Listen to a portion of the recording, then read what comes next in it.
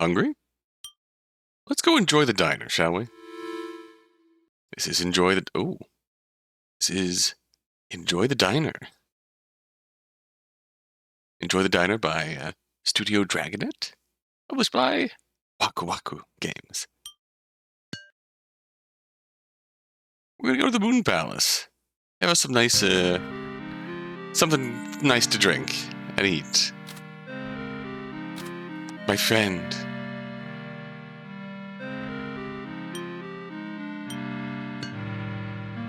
Oh. The moon. The moon is full.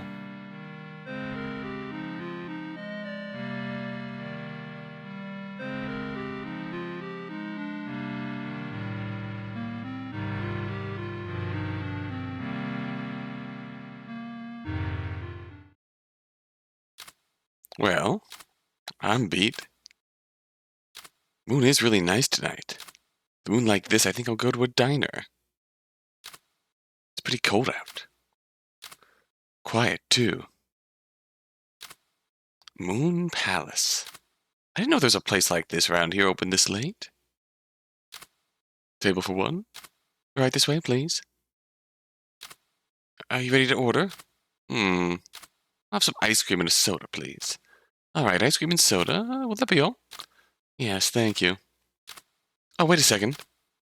The ice cream doesn't have shrimp in it, does it? Sorry? You're asking if the ice cream has shrimp in it? Just making sure. I got a real bad allergy is all. It doesn't. Will that be all for you tonight? Yes, thank you. All right, let's try to get some studying done.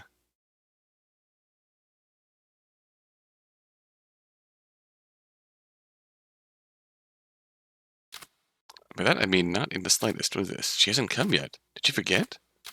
Huh? Was my seat always like this? Actually, everything here feels off. What's going on? Now I'll look for the waitress. Ooh, okay.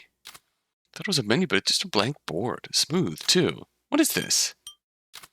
Poster of wine on the beach that reads, A Taste of the Deep Sea. My notebook for studying. Oh, okay. All right. Spoons, forks, and chopsticks all in here. What's the point if the food never comes?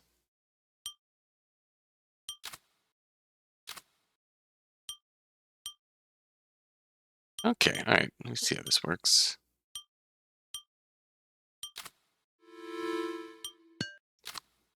It's just a sort of save game. Oh, hello. Moon Palace. A diner for the whole family. Where are we? Order table. Moon view table. Entrance. Door. Soda fountain. King's table. Your table. Get something to drink. Oh, nice. It's a soda fountain. Most of these I've never even heard of. Makes me a little uneasy. Okay, it feels like we're obtaining questions. Primordial soup. It's complex. For a moment there, I just got a whiff of fish. A little salty, too.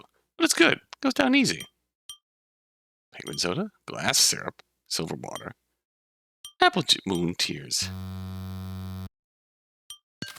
Cold. Tastes sort of like pear. Strange. It just disappeared from my mouth with a fizzing sensation before I could even swallow it. It says out of order. I better not. What's over here? It just says liquid. Nothing happens when I push the button. Fair enough. Left to right, there's sugar, creamer, and sweetener. Creamer is the only one empty. Soft, sweet, and sour. Sort of like thick lemon water. Glass syrup? I don't think that's the right name at all. Tastes like penguin? What is this? It's super carbonated. It almost has a sort of meaty flavor. This could really be what penguins taste like, could it? I hope not. That'd be kind of fucked up. Classic apple juice. It's apple juice. Delicious. It's a little sweet. Pretty mellow and easy to drink. Doesn't really feel like there's alcohol in here. Boat is getting warmer. Oh, sweet. Do we have some silver water? What's down with it? It's water. I guess the color is only just for show. Well, all right. Glasses? There's no more glasses. There's a lot of them. Who's doing the restocking? We've, hydrated? You there, peasant. You must be a newcomer. Our Spike. Who are you? I am Railroad Spike, king of Fork and Spoon Kingdom. Pleased to make your acquaintance. This may be a diner, but do be aware that you are in the presence of a king. It would be wise to show some respect. What does that look? I'm only kidding.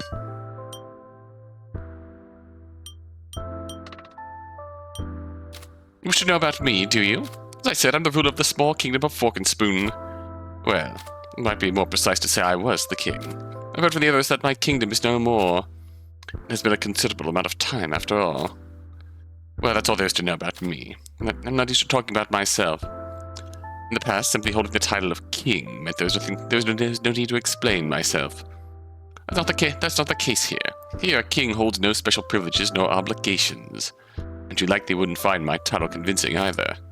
As I thought, it's no use. If only there were at least a history book or something. Historians are eloquent. They would probably speak of me better than I could myself. Oh. Oop.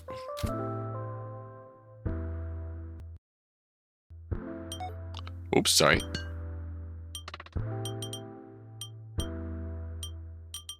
Where are we? It would seem to be Moon Palace. Quite a grand name, wouldn't you agree?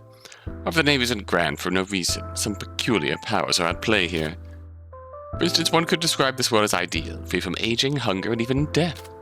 Everyone has come here from somewhere else, but as there's no way to leave, they all spend their time idly. Moon Palace. Where's the waitress? I'm sorry to say that you won't find any servants of any sort here. Be it cooks or waitresses, only guests like ourselves. In a place like this, even royalty such as myself must go and fetch their own water from the soda fountain. I was not familiar with such things as soda fountains before my arrival here, but I've grown rather fond of it. I have an inkling as to how the contraption works. But in truth, I am more comfortable serving myself than having someone else serve me. Everyone using the same contraption means I needn't worry about being poisoned either. Oh, there must be a novel revelation for someone of that authority. It's difficult to pick just one. Ah yes, I rather enjoy the primordial soup. If each sip is a new discovery, that complexity makes for valuable entertainment. I can imagine! The primordial soup, in reality, is just the, that childhood game you'd play when you go to a fast food restaurant and you decide to mix all of the drinks. When you mix all the sodas and create the soda. That's the primordial soup. Any creamer? You mean by the soda fountain? When I arrived here, there wasn't any left. It's peculiar that it doesn't seem to get refilled, unlike the others. Actually, them getting refilled at all is peculiar. Who's doing it, anyways? I shall bestow upon the replenisher a reward, should I find them.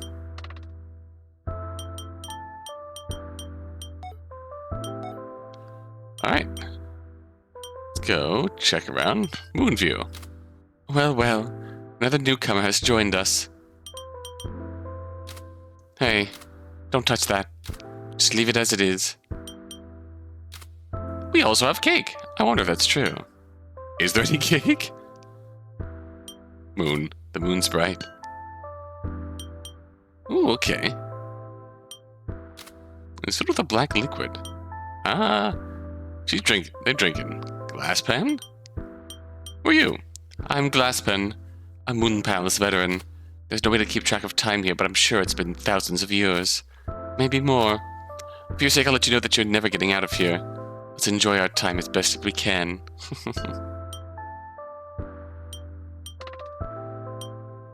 Let's get a little symbol here. Me? You wanted me to introduce myself? I could talk about before I came here. Absurdly long time ago, I worked as a designer for vacuum cleaners and the like. Most famous one I've worked on is probably the Whale's Breath series. Oh. You probably never heard of it. It's for industrial use after all. It had quite a reputation for being cute, powerful, and easy to use. What else? I guess that's all I have to say. One thing about railroad spike. You want to know about the king? I do have one strange story about him. He arrived here after me. Don't know the details, but he must be someone from the early modern era or something. If that is the case, then the timeline is all wonky. That's about all I can say about this place.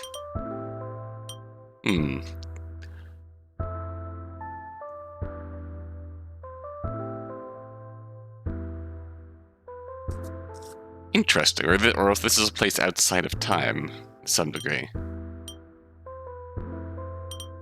Where's the waitress? No clue. All I know is that I've never seen one around. And who knows, maybe they're hiding under the table or something. What is with the glass? Where are we? The Eternal Restaurant, Moon Palace. There's no other way to explain it. Just me and you, here, forever. Can't be that bad, right? The moon is as full as it'll ever be, and there's even a soda fountain, so just sit back and enjoy the diner. Speaking of the soda fountain, let me tell you, this soda fountain is real nice. They all taste a bit strange, but it's easy to get hooked on the stuff. Doesn't even matter how much you pour, it never runs dry. What luck. Free refills until the end of time.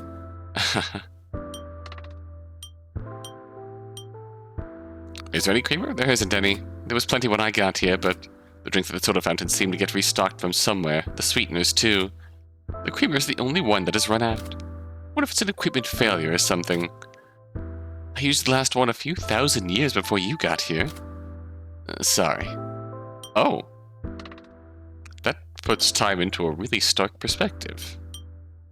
Here, a drink? It's gotta be the black booze. I'm not even drinking it now, see? I don't think it's strong enough to get drunk on. Just the thought of alcohol is enough to put me at ease. Second favorite is the penguin soda. It's quite the experience. But boy, was it ever tough to get accustomed to. I mean, you have plenty of experience. Hey, ooh. What is the story about that? I'm very curious. Is there cake? Oh, you're talking about the poster. Looked around but couldn't find any. Wonder what that's all about. Moon? Moon here is always full and never moves. It really is beautiful. But it'd be nice to see it wax and wane from time to time. Without that, it's easy to get tired of it.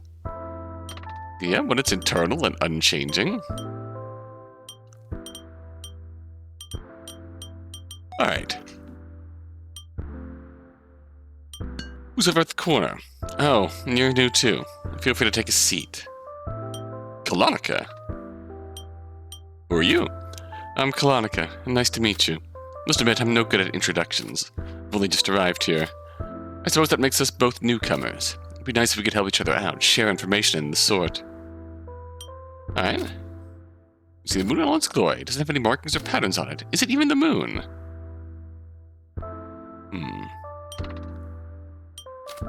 Kalonika, nice to meet you. Must admit, I'm no good at introductions. Oh, right. I just said that. Alright. You are... Is that like a dragonfly? It looks like one of the knots tied on your cloak there. Huh? Me? You want me to talk about myself? That's awkward. Let's see. I work at a university library. I enjoy history and I'm pretty confident in my knowledge of it. Ah, maybe you know, the king.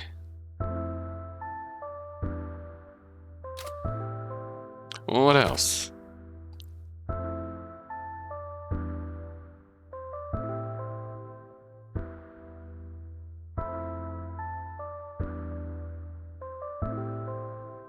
I also like birds. Such beautifully shaped creatures. I also like turnips.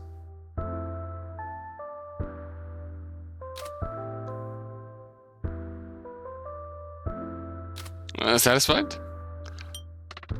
History and animal lover. The king, right? I actually know the king. Or I know about him would be more accurate. It's a strange story, but hear me out. The kingdom he claims to have ruled over, Fork and Spoon, isn't on the map anymore. Around 500 years ago, it was annexed into the territory of Gustin. According to the records of the time, the king was never blessed with children. After succeeding to his throne, there was no remaining heir. The royal family tried to formulate a plan, but to no avail. The whole country was left in unease. And then, the king vanished. Oh, sorry. I thought you'd be a little more shocked. I've been going for a while, haven't I? Sorry, I'll wrap it up. Where was I? So, with no monarchy to speak of, Fork and Spoon was forced to submit to Gustin. Possible that Gustin rewrote the records of their invasion to paint themselves in a better light. At any rate, all records mention the king's disappearance. The body of our Spike was also never found. If the our Spike here is the real deal, then that would solve one of the great mysteries of history. The king was just at a diner. What is this place, anyway?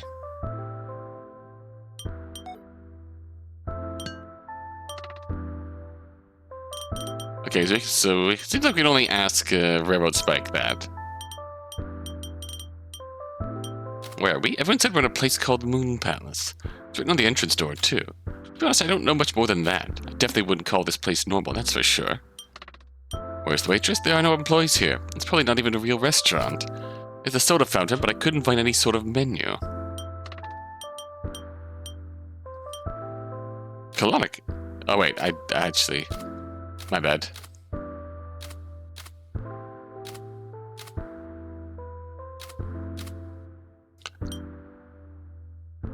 Let's see. Tried looking to see if your name had any meaning.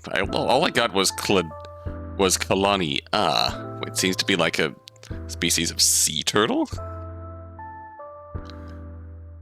Yeah, green sea turtle. Kalania mitis, which I don't think is intentionally related.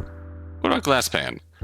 The one who's, well, always drinking. She comes off as a hedonist, but there's also something lonely about her. Right? She has that second glass that she refuses to let anyone touch. She said to be stuck in the Moon Palace forever. Is that really what's going to happen? And if we're here for thousands or even millions of years, it still wouldn't equal eternity.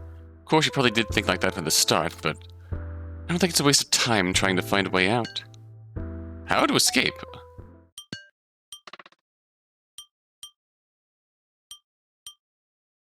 Is there cake? Huh? There isn't any, is there? You only find drinks here. Why are you asking all of a sudden? Oh, the moon. It's always full, so that means... Is there sun behind Moon Palace? Some sort of light source on the opposite side of the building from the moon? If it's a star, I think it'd be much brighter. But if it's not a star, then is it man-made, like an observation deck or something? We can speculate all we want, but we've got no way to verify anything. Oh, right. It might not mean anything, but it was also a full moon on the night I arrived here. Ooh, okay. Got good questions to ask here. Did you get here? How to escape? You also saw the soda fountain, right? What's up with it anyway? I've never heard of any of those drinks. I mean, besides apple juice. Tried them all. They each seem a tad odd. It didn't seem to affect my body in any noticeable way, but I think this is some kind of restaurant from a parallel universe. What's your favorite? You know the soda fountain? I like Moon Tears. It's quite smooth. Okay, me too. Back to my table. It's getting boring. Doesn't seem to be any way out. The others have been here much longer than me. What if they're busy?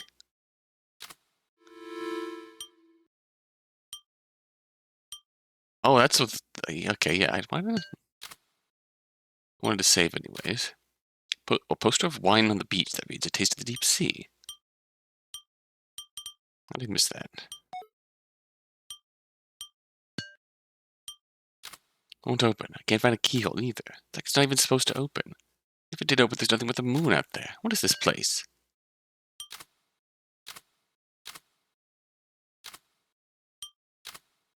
Full moon seems larger than normal. Door? It's dark. Feels like someone is on the other side of that door. Painting of a crescent moon. I wonder what's up with this blank space. I guess that's just how it is. It won't open. Is it locked from the inside? Is someone out there? This room's occupied. I'll be out as soon as I can. Please wait. Oh, Could you be a newcomer? Who are you? I'm Kenneth. The reason why I can't leave this room, I'm sort of afraid of open spaces. Did you see the outside? There's nothing except the moon. It's more like emptiness except than darkness. So, I'm staying in here. It's not because I'm guilty of something or anything. Not at all. Kenneth, it's a door. Is there any creamer? There isn't any. Probably. Glass pan used to last, but a long time ago. Okay, so you're an older customer as well. And so you're familiar with the glass pan creamer incident. The painting in the hall? I don't remember it all too well, to be honest. The blank space is rather unsettling, huh?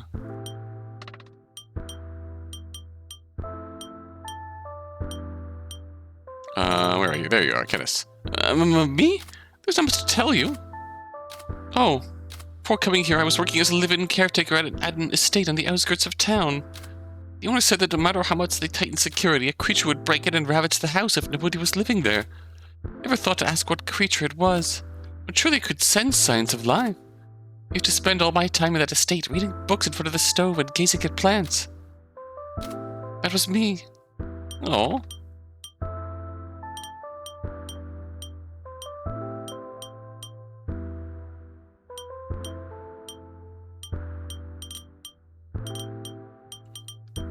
Okay, so are you bored is a general question. It seems like we could also obtain specific questions to ask specific characters. Oh, Glasspen. Oh, Glasspen. She arrived here after Oh, so you're the oldest customer. It seems that Laterre was a real source of emotional support for her. It must have been really close. I heard Laterre just vanished suddenly. A lot has happened since then. But Glasspen acts so carefree now. Is she be masking? Colonia? Oh, that man? Honestly, he's a little scary. I know I'm just being paranoid, but when I talk with him, it's like he's interrogating me like I did something wrong. Might just be the sort of bluntness intellectual people tend to have. Maybe I did do something wrong. The king? You mean the king? We haven't spoken much. I think he's a nice person. Probably. Actually, I feel like I make others uncomfortable when they talk to me, but he has always listened patiently to what I have to say. I'm sorry if I make you uncomfortable. Oh. Where's the waitress? I'm not the waitress! I'm not sure where she is either. Fair. It's Moon Palace. No, it's not the place's name you want to know. Sorry. I'm not sure I can explain it. It's like a different dimension, or rather, it's not a normal place. I don't assume that the same logic from Earth will apply here. Fair. Are you bored? I'm fine. Are you the one that's bored? Oh, if that's the case, then take this. It helps to take your mind off of things a little. Maybe. What's this? Book? It's a Spot the Difference book. I'll leave it at my table. Guess I'll give it a shot later when I feel up to it. Does this unlock mini games?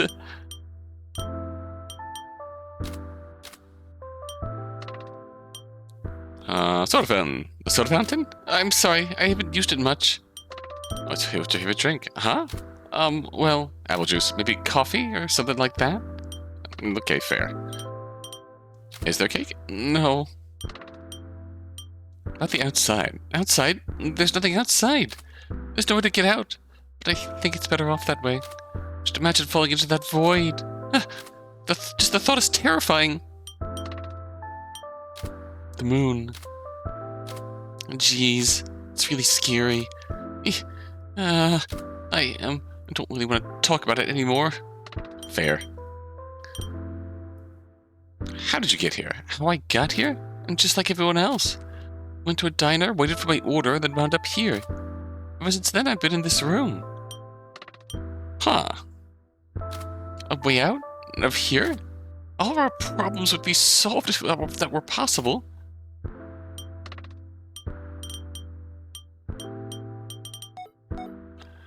Alright, let's...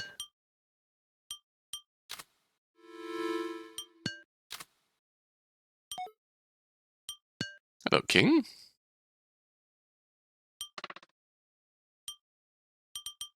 see. Glassman? She's been here since my arrival. She's composed now. But back then she cried, screamed, and appeared extremely distressed. Apparently she did not come here alone. She spent a lot of time with a woman named Laterre. Glassman experienced deep grief after Laterre's sudden disappearance.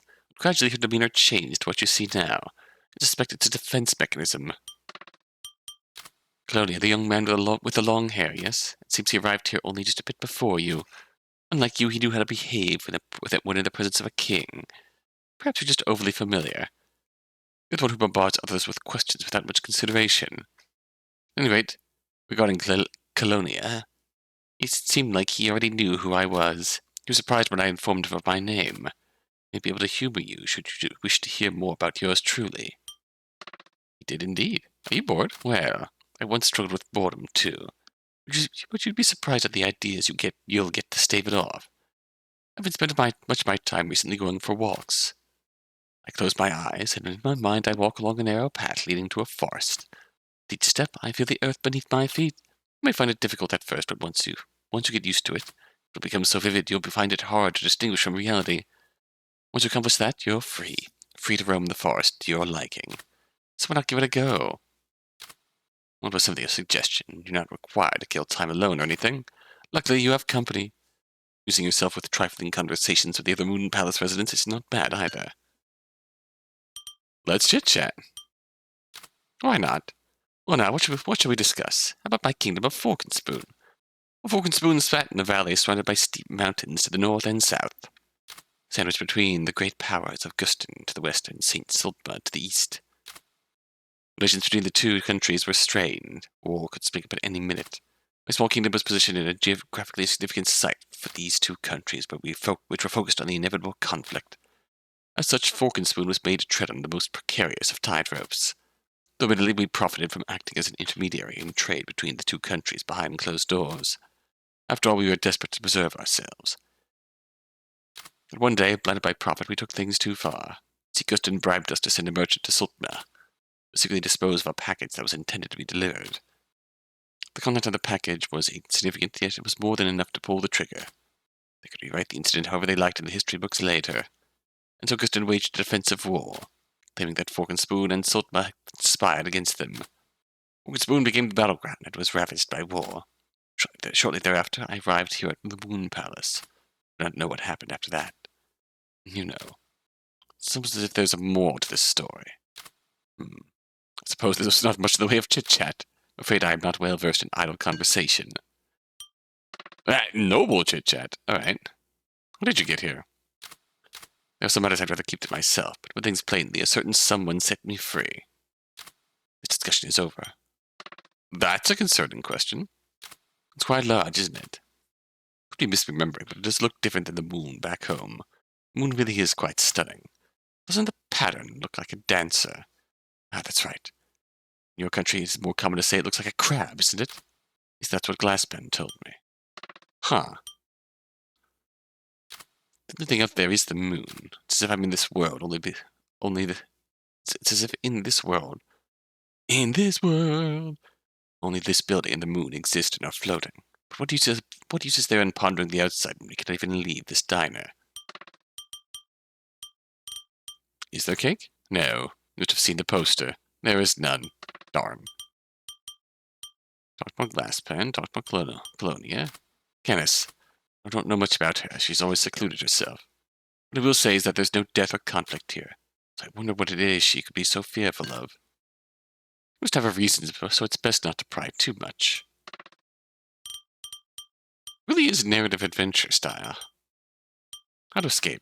One wouldn't know. Mumbling over the topic wouldn't be fruitful endeavor. I think it would be easier to simply accept being here as fate. Perhaps you could think of possibly escaping one day as good luck, not the expectation.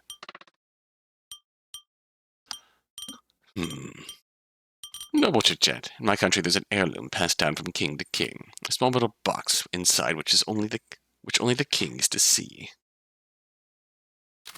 Naturally, I received said box once I took the throne. That night when I was alone, I decided to look inside. It was empty. Confused, I quickly examined the rest of the box and found an inscription on the inside of the lid. Read, "To the kings who hold my blood. The contents of this box must never be known to anyone. Passed on to the next king, for this secret will protect our country. I thought about 2 cases as to why the box might be empty. The first of which was that the box once held secrets of some treasure.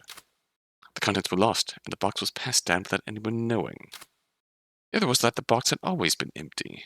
The box's creator may have devised that knowledge of a secret known only to the king would protect the country. In either case, it was a failure, as Fork and Spoon has fallen. You want to talk about morals?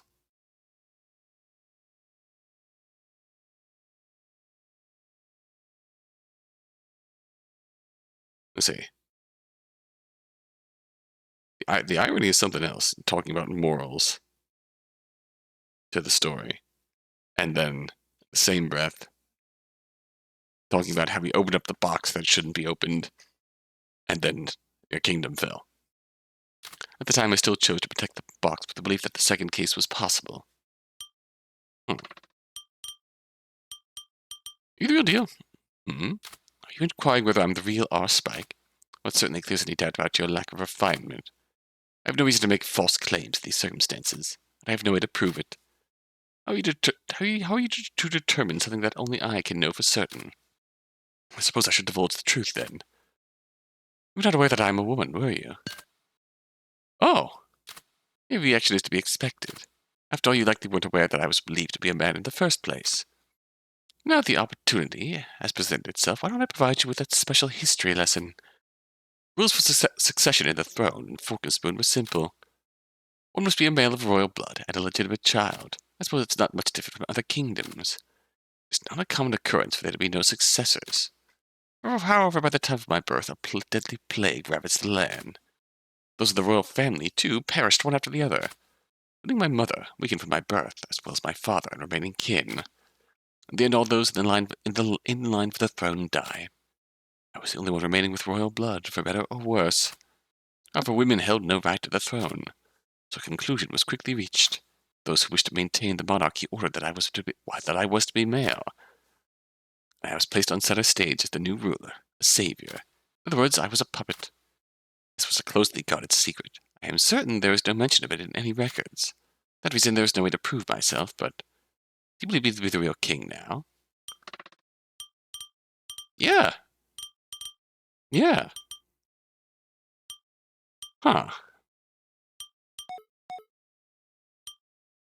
Should we go immediately tattle to the, historian? How did you get here? Now that I think about it, I haven't said anything about that, have I? It was midnight. I was at home reading. I'm thinking I looked out the window and noticed it was a full moon out.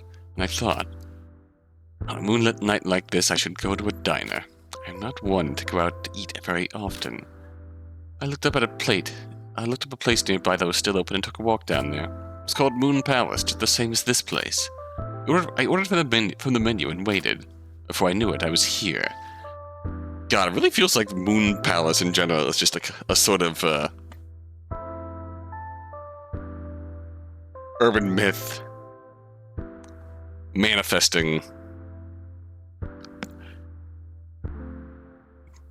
within walking distance in a time when you're up late at night and the moon is full and you're a little peckish.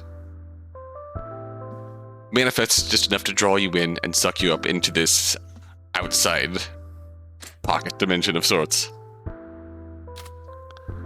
You had a similar experience. I see. Oh, the moon. It's always full, so that means... Oh, yeah.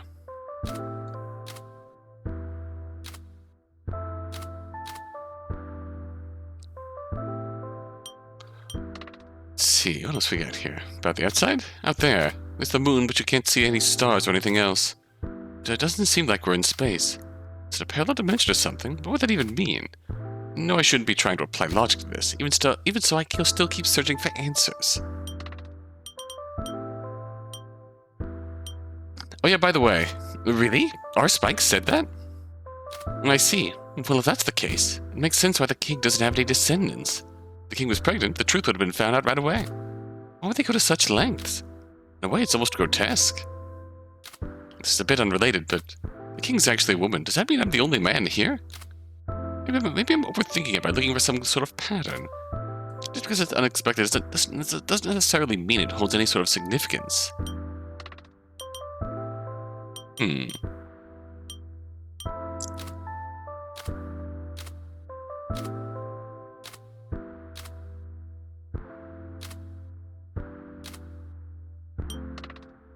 See?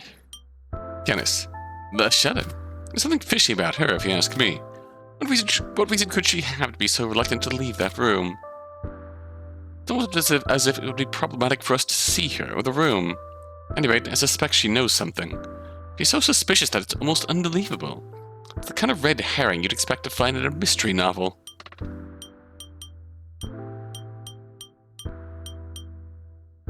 You mean the one by Kenneth's door? The one with a crescent moon on it. Makes it feel like there's some sort of significance to it, doesn't it? Like if you solved its riddle, some secret door would appear or something. I was curious about what was behind the painting, so I took it down. Didn't find anything. Guess it would have been too good to be true. Are you bored? Yeah. Why to say I am bored. One thing I've gathered about our situation is that getting out of here won't be easy. Not much else to do but have a drink and talk. Even then I'm sure we'll get bored. What if anyone would want to make a tabletop role-playing game together or something? D&D on the moon. You know, perhaps being stuck in an eternal library instead of a restaurant would have been better. I mean like a normal library, with books written by people, not with some gimmick, where the books are randomly generated nonsense or whatever. Yeah, I'm bored. Noble chit. Oh, we can noble chit-chat with anyone. Huh? I mean, I don't mind, but, well, shouldn't chatting happen more naturally? When someone says, let's have a chat, I feel like I should brace myself. You ever heard of parallax asthenia? That's when someone has a sort of depth blindness. For example, if you were to look out the window. If you were parallax asthenic, you would be able to tell which was closer, me or the moon. What's more surprising is that even if the two objects overlap, someone with a condition still couldn't tell the relationship between them. It's not quite as well known as being unable to tell the difference between left and right. It's a very strange condition. Actually, I just made that up. Do you believe me? I'm no good at small talk. Oh, okay. Different varieties of chit-chat. Noble chit-chat. I don't have any memories of my childhood. Heck, I don't have very many memories of my days as a student either. Because I've never reflected much upon the past. So over time, I've just forgotten more and more. You'd say I'm always looking forward. It's not like I'm thinking about my future or anything like that. Can't even recall what it was that I normally thought about. Nothing comes to mind. Dreamy chit-chat. We'll never run out of drinks or sugar here, right? Would it be possible to create something with, like, electricity from those? If we were knowledgeable enough about science. Might even be able to make something to get us out of here. Maybe it's impossible, but maybe we could build some sort of machine if given enough time. Like a computer or something. Guess there's no internet, so... Maybe the next person to wander in is a genius scientist or something. Fair. Once again, I haven't a clue. We're trapped in this restaurant, but even if we were to escape, that wouldn't be the end of it, would it? We'd still be stuck out there in the darkness. Ah, yeah. What we need is a complete solution that hits this whole thing at its root. Like if this was really a virtual reality, a code or something that would shut this whole thing down. Or like creating a wormhole to warp us home. But easier said than done. Alright.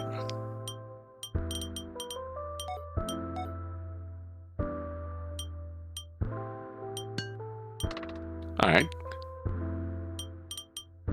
Your Majesty? How to escape? I wouldn't know. Alright. Dreamy chit-chat. Becoming king wasn't something I desired. Taking the throne, I had the same dream again and again. A dream in which I was a farmer in the remote village.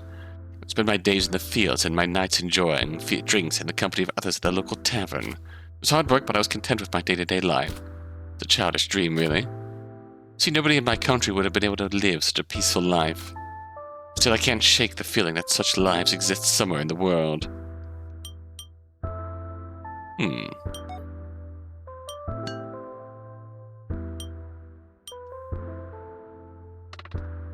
We've got a lot to talk about with you. Moon here is always full, never moves. Really is beautiful. Oh, yep. How'd you get here? Probably not too different from you. It was so long ago my memory is a bit fuzzy. In the middle of the night I went to a diner called Moon Palace with a friend I lived with. What did I order again? Anyways, we were just chatting and waiting for our food to come. It was taking a while, so I got up to go make sure they got our order. That's when I noticed something was off about the place. So we explored around and met Kenneth through the door. It seemed as though she understood our situation. She seemed uneasy. She thought she'd always be alone. She never thought others would show up. The key to this is going to be Kenneth, isn't it? Glasspen's the oldest one, or the one who's been here the longest, and Kenneth was here when she got here. After that, well, a lot has happened since then. The same path you'll probably go down, so I won't say too much about it. Best not to spoil anything, right?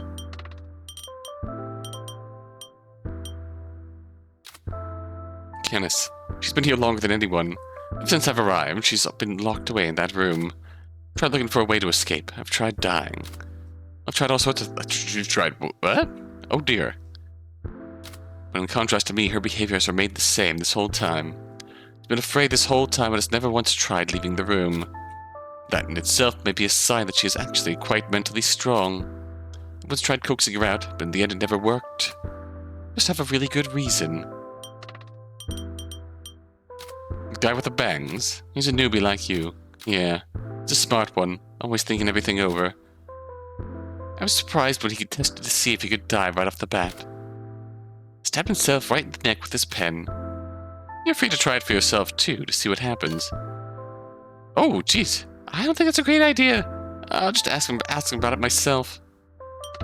Science!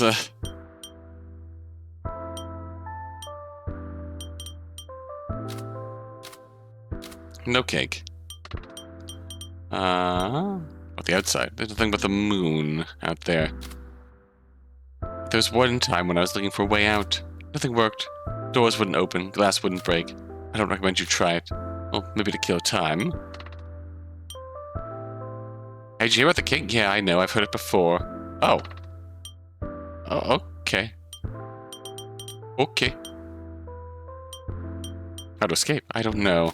There's a way to disappear from here. I'm not sure if it's really an escape. Does it involve going somewhere else, or do you just vanish? I'm not sure. It's not something that happens to you if you desire it. It's more like an accident. So don't get your hopes up, or else it won't happen. Sort of happen.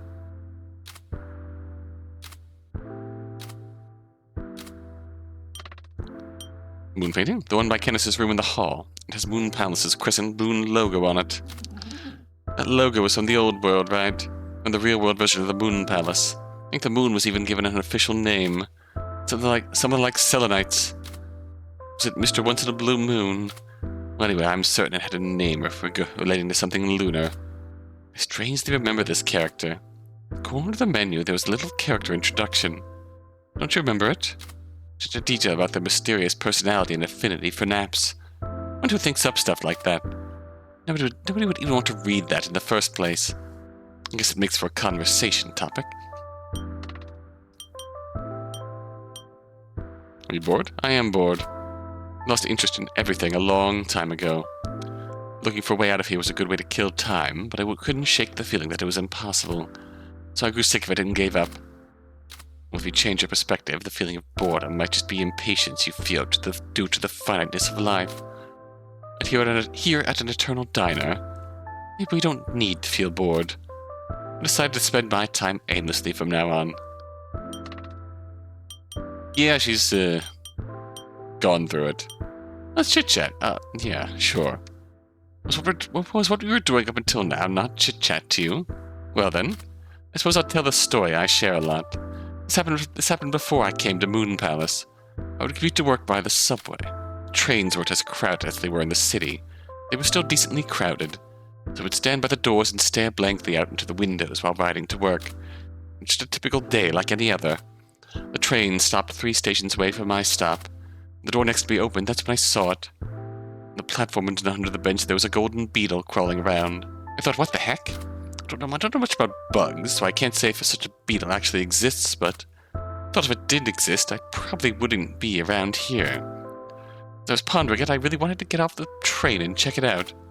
If I did that, I'd be late for work. And so, while I was lost in my own thoughts, the doors closed and the train departed. I lost sight of the beetle. For a while after that, I couldn't get any work done. I couldn't come up with any ideas. My mind kept going back to that golden beetle. Though I had no particular reason for thinking so, somehow, I thought that the beetle could have been my way out. A way out.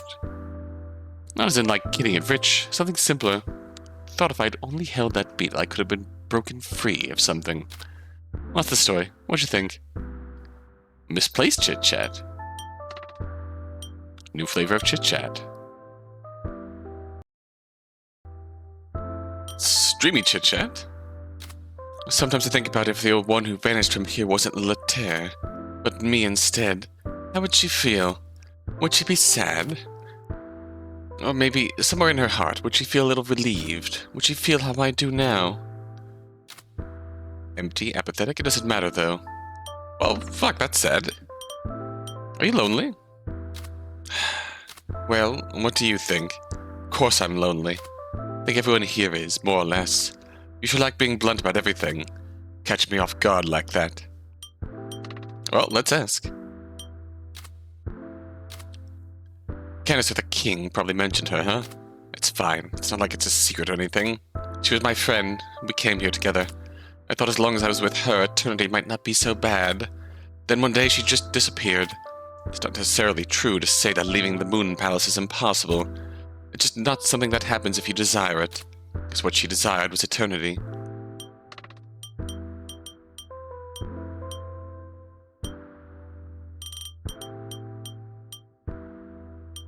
Did we ask you about that? Yep, with Letaire.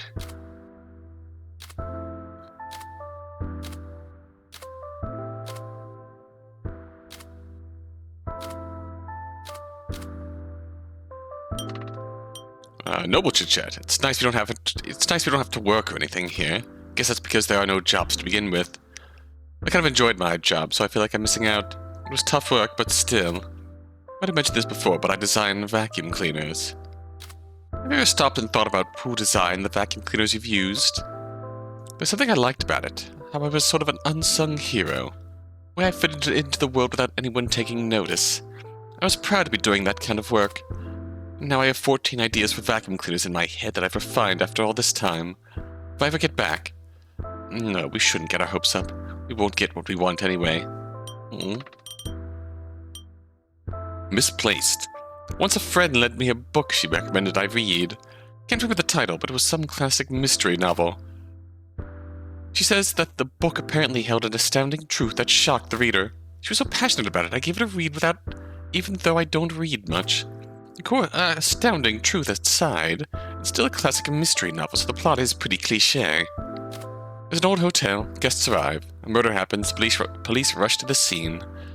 One of the guests just so happens to be a famous detective and starts looking into the case. Sounds familiar, right? Like just because I'm not an avid reader, but I started to get bored. I skimmed the book while trying to guess what the twist was. Like what if it turned out that the first-person narrator was the culprit? What if the murder was actually a suicide? What if the killer turned out to be a man-eating parrot and the setting was actually Mars, not Earth? That would rock, that sort of stuff. I grew sort of worried. What if the real twist didn't meet my expectations? If a T-Rex showed up and killed everyone in the hotel, for example. That would be unexpected, but that's about it, right? I ended up thinking, man, what a waste of my time reading this book. So I didn't end up finishing it. Oh. I'm fine now with never returning to my old life, but if I knew things would have ended up like this, I would have finished it and just let myself experience that disappointment.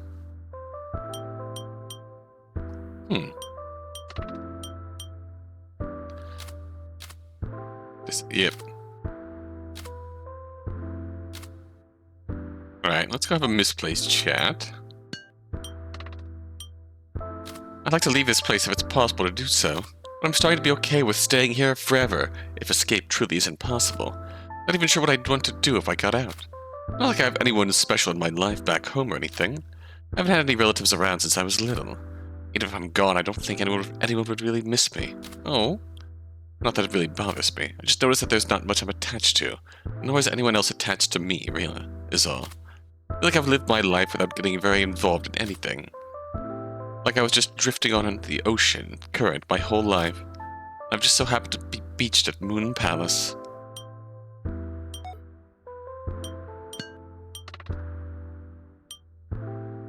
Dreamy? Oh, right, we've had this talk.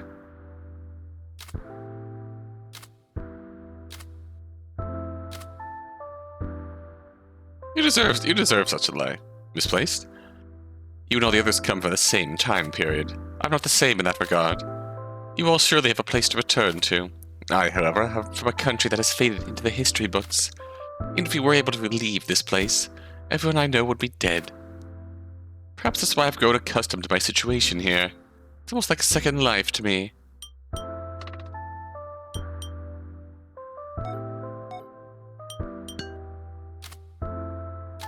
Run out of things to talk about. Guess that's why everyone stays put where they are.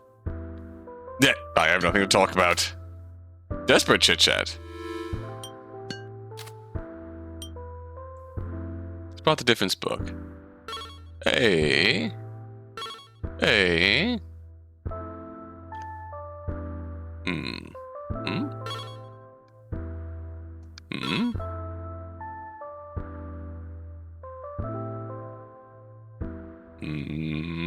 What else? One more. One more. You looking this way.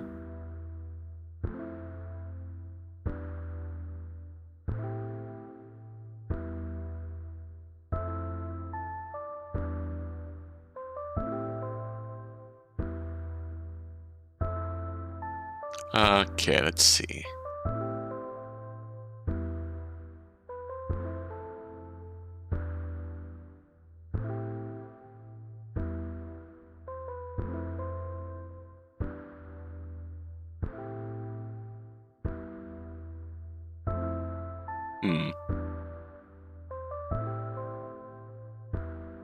What's wrong with them? They're fish.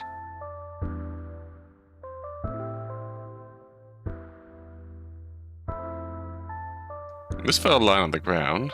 Oh, okay, there we go. Complete! Number 92.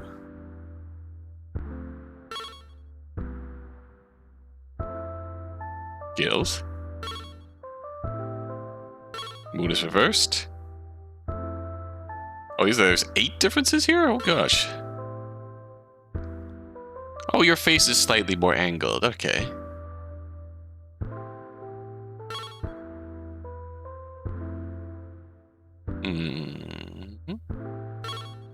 Extra thingamajig. And there. 6. Yep. Snout is pointed slightly differently.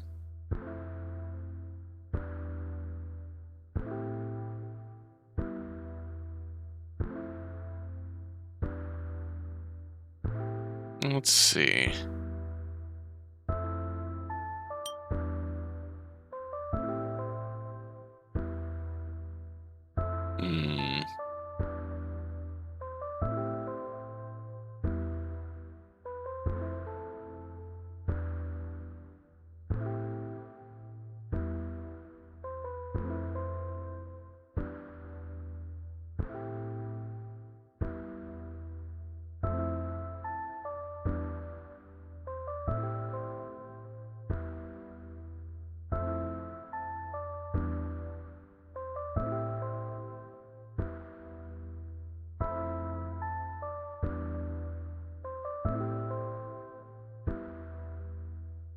What am I not seeing?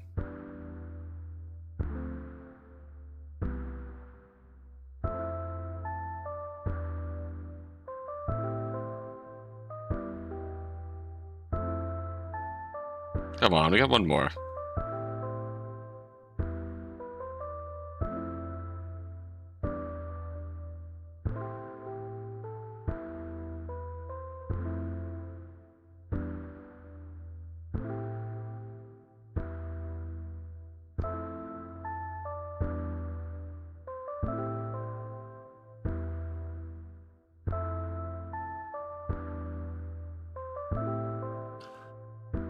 Hmm. Won't be anything mundane like waves in the shores.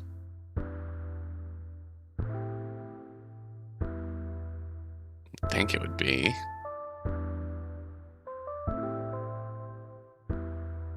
I feel like we've got everything on the fish.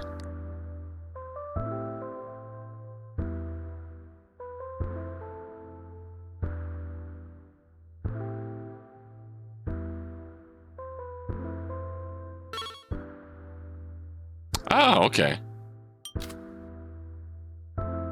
6 of you. Yep, something around you.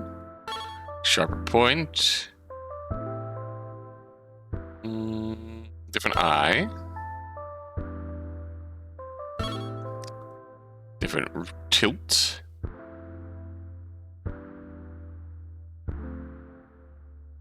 Moon eyes.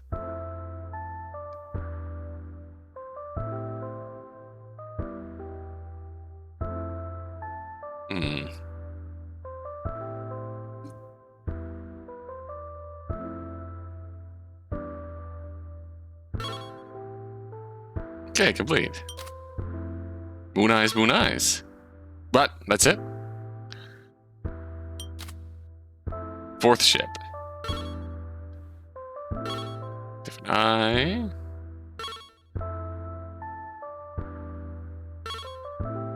Oh, final boss. Different trail. Big star out here.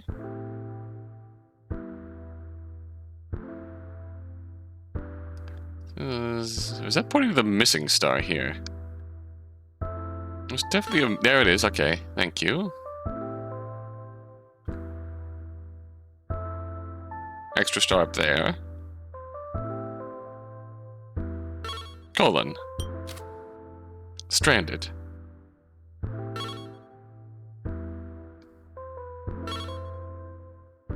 That's a fisheye.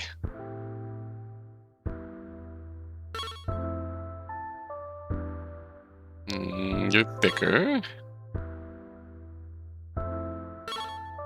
Next. Oh, tip goes up higher? What is that? What is this one? Not sure what that one is. Oh, different animal than... I'm not sure what that one was, but... Okay. The decision. Oh no, the fish. There's 10 here.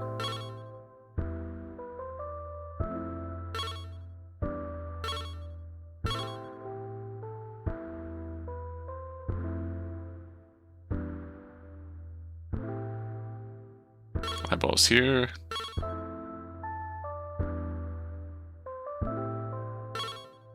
Juice.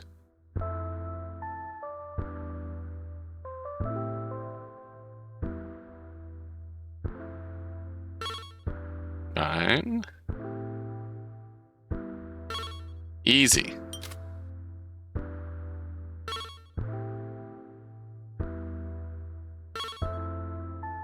Oh, under formation. We are making the fish.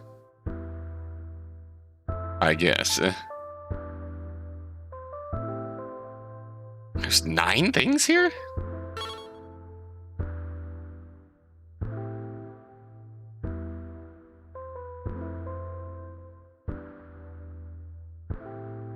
Okay, frowny face. I mean, that's 4. Slightly thinner, okay.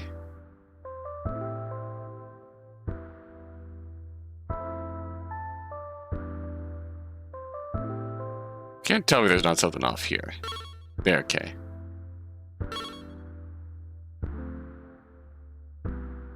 I'm not entirely sure. Okay, that one I see.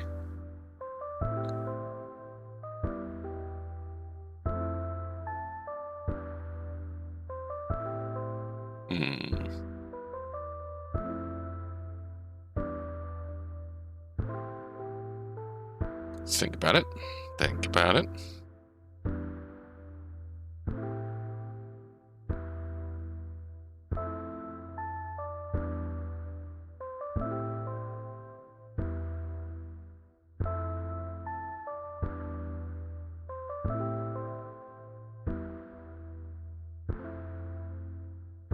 Come on, you can do it.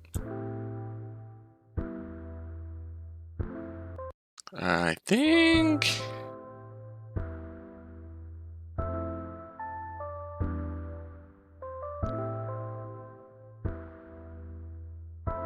maybe I was incorrect? Come on, you can do it. What was I looking at before? I have a side-by-side going here. No, it's not that.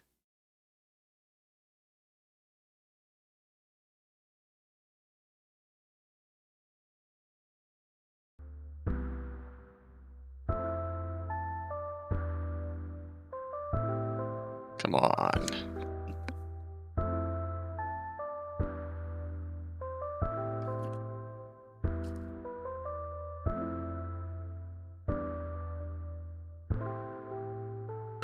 Oh. Alright. It was there. Oh, that's horrifying.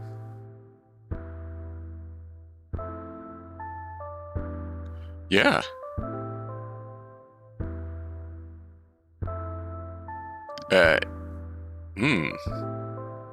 Don't like that.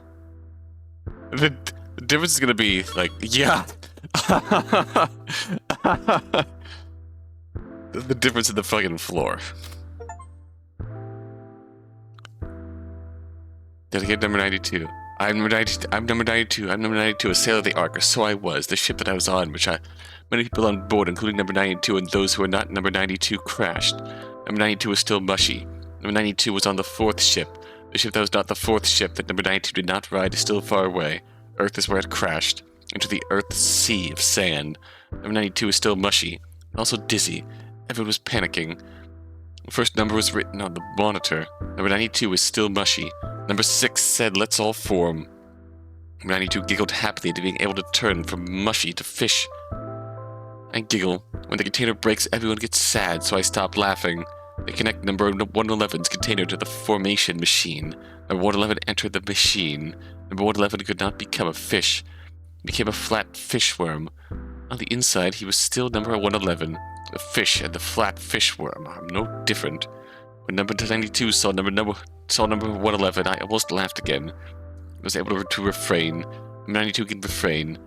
Number 92 has refrained for a long, long, long time. Number 6 said that the machine might be broken, so he should stop. But number 111 said that even though he was different, it was okay, and so it was probably okay. So number 6 said that it was probably true, so they started the machine again. Number 92 was so happy that I almost broke the container, and I was able to refrain. Number 92 can refrain. Number 92 has refrained for a long, long, long time. Number 92's container was connected to the machine and made a popping sound. When I saw the hole leading to the machine, I was so happy that I went farther and farther into the hole. Number 92 likes how it feels when my body turns into a fish, but this time it felt the best so far, and I was worried that my whole body would glow with joy. But it probably didn't. It felt great. It felt good. But after I became a fish, I felt strange. Number 6 said that number 92 was strange. That said, hey, are you okay? Number 92 feels strange, but it was thought it was fine. So it's okay. Number 92 is fine. It felt good. So good. I wanted to say thank you to number 6. Thank you. I said thank you. Number 6 shouted to number 111, what have we done? And damage to the machine was fatal. Number 111 had become a flatfish worm, so he walked along the wall and came next to number 92. Number 111 gently scratched number 92 with all his hand and told number 92 not to kid around. He said it was with a worried look. So number 92 didn't want to make number 111 worry and said they are not kidding. Number 92 didn't talk like this before, and this is the first time, but I know I will talk like this forever now. 92 seemed to be talking about something meaningful, but I don't really understand anything. Number 92, and everyone not number 92, had no idea what number 92 was talking about. Everyone says a lot of things, but I don't think they really understand the meaning of what they are saying. So I said it's okay, so don't worry. I think number 92 made number 11 sad because tears were flowing from number 111's 2 eyes. After that, number 6 told me to stay put in the ship and talk to everyone in. So that's how number 92 lived. A lot of time passed, and on that day, number 6 came to number 92. Next to number 92 was a lanky, thin, furry-shaped creature. Number 92 said, "You're funny shaped. I've put a lot of shapes, but this is the first time I've seen that shape. What is your name?" Lanky Creature said, "This is what a human looks like." And their name is Klein. Number 92 didn't understand where Lanky's name started and ended, so I called them Lanky. Lanky asked number 92 many questions. They asked me all the obvious questions, like who you are, do you know where you are, and when did you become like that, and can you remember yourself? Number 92 was a teeny bit bored and didn't like it. I don't like that bad feeling, so I say I want to become mushy again and become a fish in the machine and feel really good to take away the bad feeling. Well, Lanky said, "Sorry, you can't do that," so number 92 felt very bad. Number 92 thought Lanky was making number 92 feel bad, so I tried not to tell her anything, no matter what she said, but Lanky didn't ask number 92 any more questions. Number 92 asked what they would do. Lanky said, "You are what is called an irreversible mental state, and that there is no known way to treat it. But someday maybe there will be, so until then you need to wait at the second moon at Moon Palace with the others in the same state." Number 92 knew that Lanky was saying the right thing. It wasn't until I felt so comfortable that I understood, and I was so happy with it that number 92 agreed to do the same. As soon as that happened, number 92, together with Lanky and number 6, boarded a small ship and landed on the moon. It's a beautiful moon with an ocean. Number 6 said sorry, and Lanky said goodbye. Number 92 said he didn't know which to reply to. Number 6 or Lanky, so I said I don't know. Number 6 and Lanky got on the ship and went home. There are 5 others like number 92 here, so I'm not lonely. I will endure for a long, long, long time. Also, I'm very happy that people like you come along and listen to what I have to say. So please, come again. I am number 92. Holy shit. I did my best as editor to quickly transcribe the message from number 92 when I visited on the moon of comfort after they fell into an irreversible state.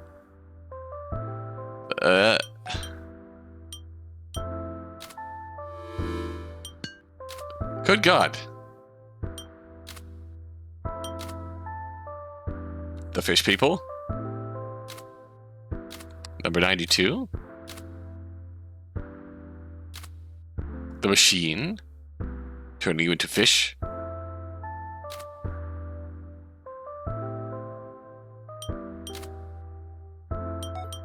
Okay.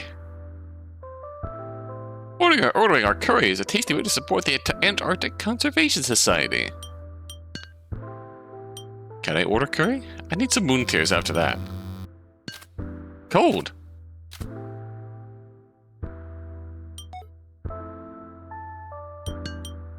What the fuck did I just read?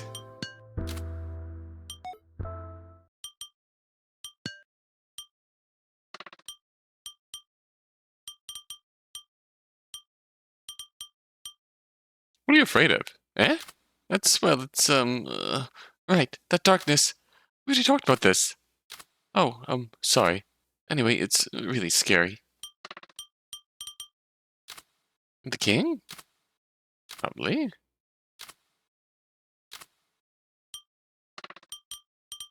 How'd you get here? How I got here? And just like everyone else. But Dinah waited for my order one up here. In this room. Way out of here. Our problems would be solved if that were possible.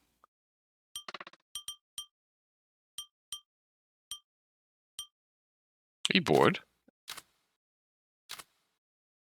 You gave me the Spot the Difference book talking about number 92 and the strange fish aliens coming to King's Really Woman. Oh, I see. Nothing outside? Way to get out? I think it's better that way. Look at that void. Ah!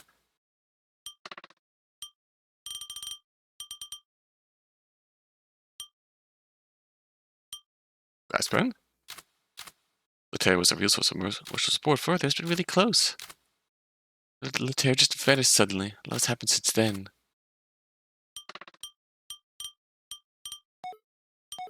We'll come back to you.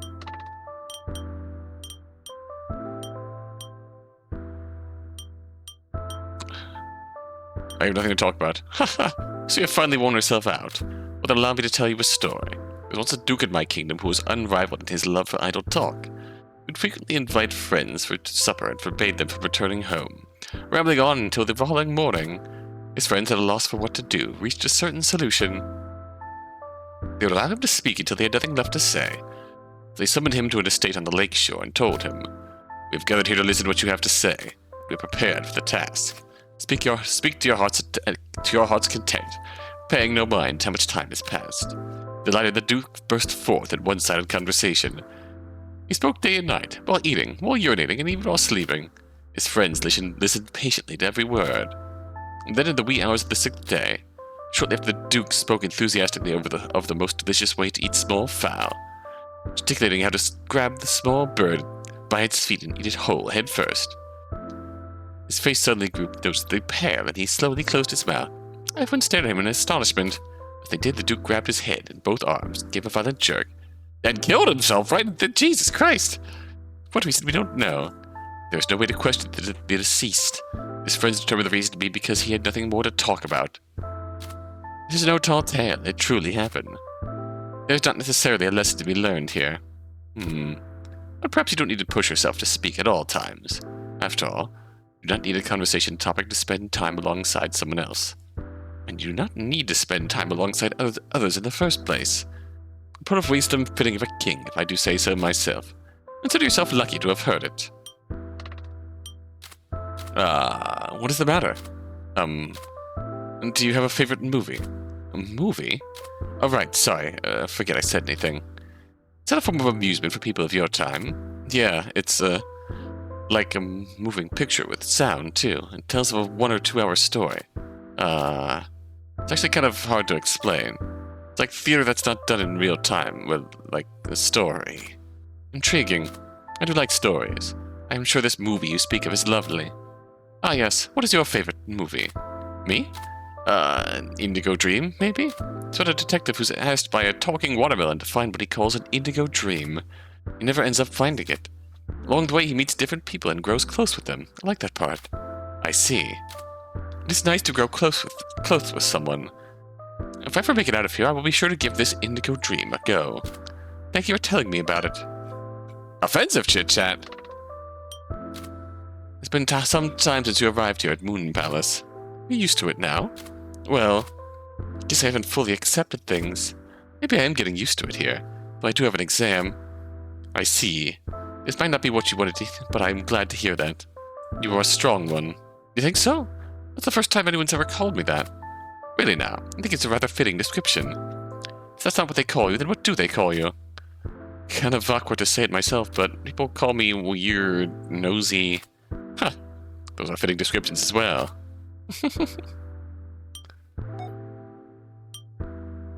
I mean, fair. Can't really kill either.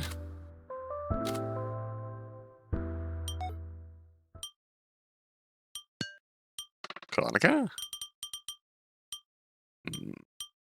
Stabbed your neck? Ah, Glasspan must have brought it up. Told me it was impossible to die here. You could tell that in this sort of place, common sense would get me nowhere. Sanity and insanity are reversed under these extraordinary circumstances. I thought I should give it a shot, though I was scared. Tried to stab my neck with my pen. When I did, my arm relaxed and stopped right when it got close. Tried putting some force into it, but it was no use. It's hard to put into words, but now I understand what she meant. It's not like we have healing powers or the ability to come back after dying or anything like that. Dying just isn't allowed. It's almost as if it's a rule. At least that's how I see it. I don't actually want to die, so I was rather relieved.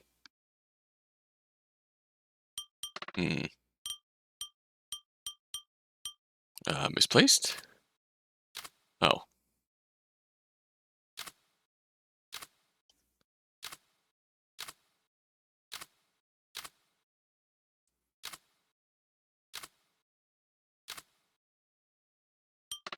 Relatable. Nothing to talk about. Nothing to talk about, huh? You're to talk about how there's nothing to talk about. Alright. The situation is changing and we've got nothing but time. So running out of things to talk about is only natural. Talking isn't the only way to spend time with others. I'm sure I've said it before. We should invite the others over to play a tabletop RPG or something. They normally take forever, so this is a good place for one. Oh yeah, sure. You don't seem very enthused about the idea. Desperate chit-chat? What's the matter? Oh, what's your favorite weather? Uh, my favorite weather. You really have run out of things to talk about, haven't you? If I were to give you a serious answer, I'd say I don't have a favorite type of weather. I must choose, then maybe light snow? Fair enough. It sucks we can't read any books here. Reading was pretty much my only hobby. Only had something to do here. Did you have any hobbies before you came here? Hobbies. Hobbies. Hobbies? Forget I asked. I guess some people just don't have any. No, I'm certain I did have hobbies. At least, oh, staring at the window at the night sky while taking study breaks. Oh, wow, that sounds like a good hobby. Thanks. Where would you try it? Mario's pretty easy to spot. Is it? I'm sure I'll try it out sometime. That is, if I make it back. All I'll see here is the moon. Get gloomy. Once a little warehouse that belonged to my coworker's father burned down. She invited me to go see the aftermath with her one weekend. I haven't a clue why she did. But intrigued by the absurdity of it, I agreed to go. She drove. The warehouse was located on the edge of a desolate little town. It was completely destroyed, but it burned down a whole 2 weeks prior. The surrounding area still smelled of smoke. I didn't have much to do, so I was rummaging through the ruins with a stick. I came across a large, charred wooden plank. I flipped it over. I believe it was a hardcover children's book, good as new, buried in the soot. Thinking it odd, I picked the book up, took it over to my coworker to show her. She was standing by the car. There she was with a bored look on her face, smoking a cigarette. That's when it hit me. I thought, she's a smoker? Our workplace had a non-smoking policy, so I never knew.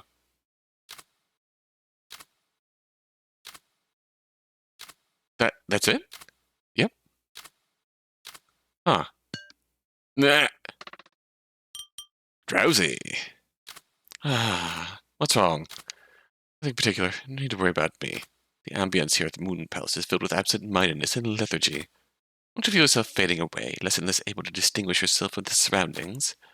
Guess that's what made me sigh uncontrollably. In other words, you're just staring off into space. Yeah. Fair.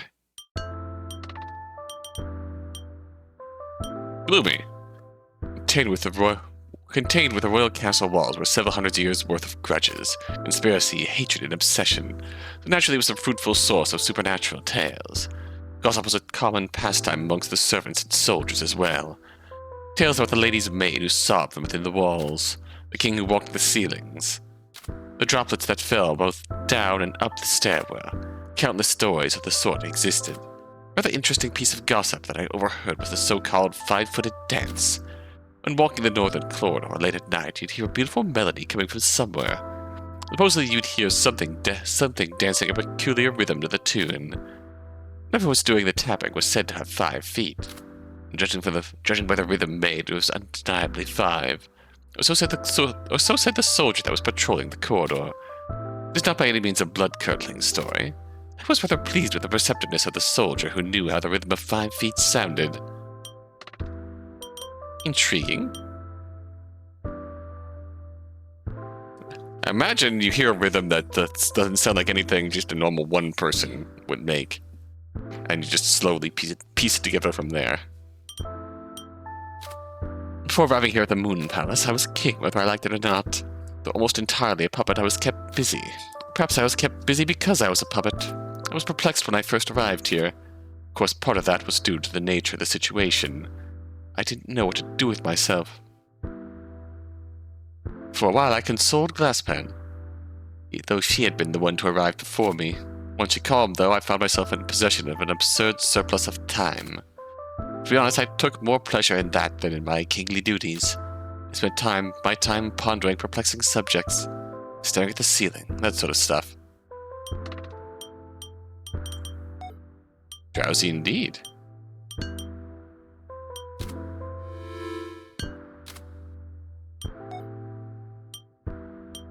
Bassman? I'm sure you have. It's been a while since you arrived. I've had that same thought myself many times, and I'm sure I will from here on out. But don't sweat it.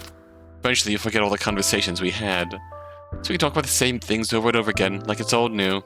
Thank goodness.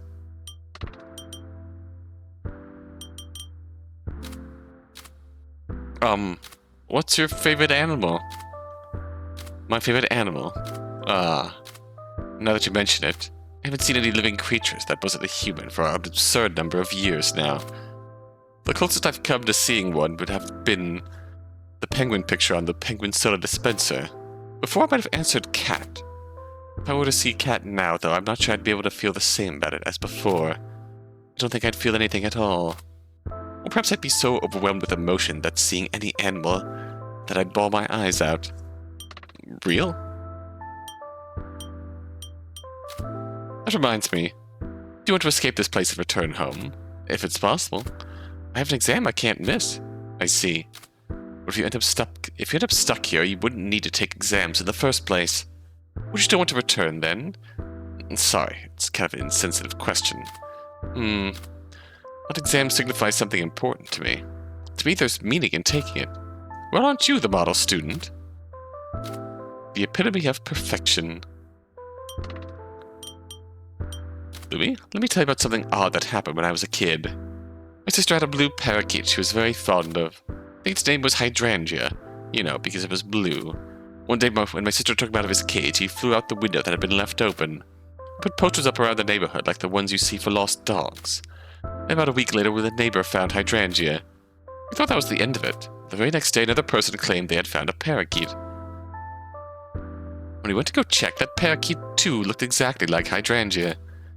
We couldn't tell which were the real ones, so we ended up taking both of them. But it didn't end there. 3 days later, we got a similar call. Then we had 3 Hydrangeas. They were all like clones of each other. In the end, we never knew which was the real one. Maybe they were all the real Hydrangea. I really hope it was just someone playing a trick on us. How terrifying it would be if that wasn't the case. 3 of them. You know, sometimes I sort of lose awareness in my surroundings. Though it's not like I'm sleeping. I'm listening to others, I nod along and look like I'm listening intently. When they're done talking, I realize that everything they said went in one ear and out the other. Like, even though I realized that I was focused on my own thoughts for so long, I've already forgotten what it was that I was thinking about. Sleep is impossible here at the Moon Palace, but sometimes I feel like I lose consciousness. Well, the reason why I bring this up out of the blue is that in the long time leading up to you and Colonica arriving here, everyone just sat at their own seats and didn't interact with each other that much. Like everyone was in a state of lowered awareness. Maybe we were awake, but not conscious. I guess I'm not making any sense. Not even sure what it is I want to say. Maybe I fainted and I just haven't realized it. Sorry. What am I going on about? That's fair.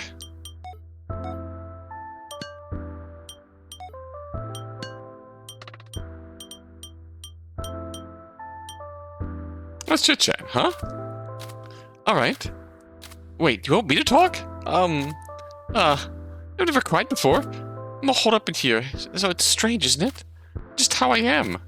Not how scared, sad, or miserable I feel, or how my heart is moved. My body trembles and I start to have trouble breathing, but I never shed a tear. I'm a little envious of people who can cry. I wonder if tears are cold. Ooh, new topic. If I was able to go back to Earth, I'd like to take a stroll to this city. I have lived without venturing outside much. Cities are amazing with so many people. It's something unimaginable in my hometown. Everyone there knows each other.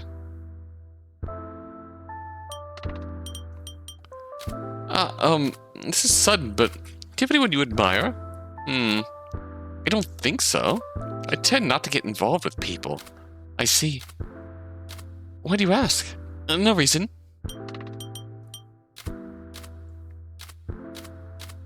Okay.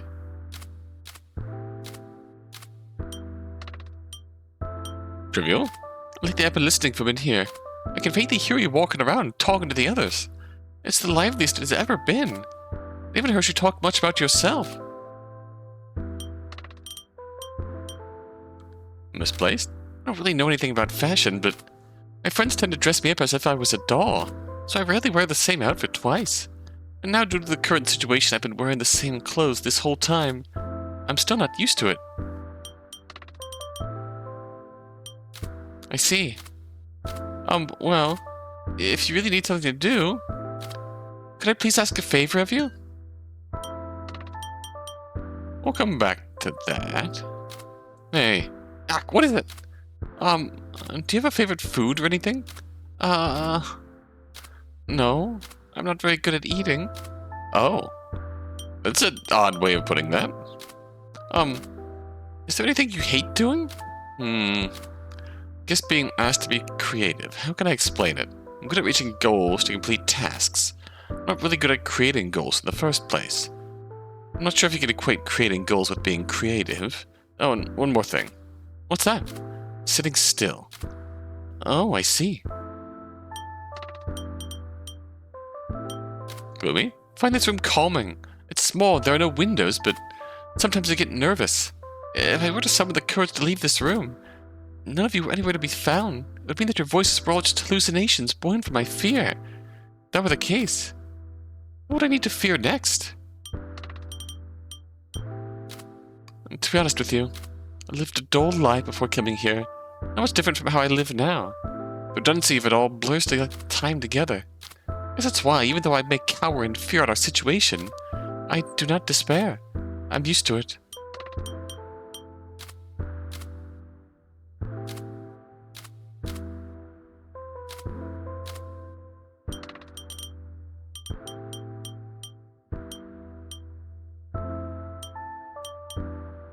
For real?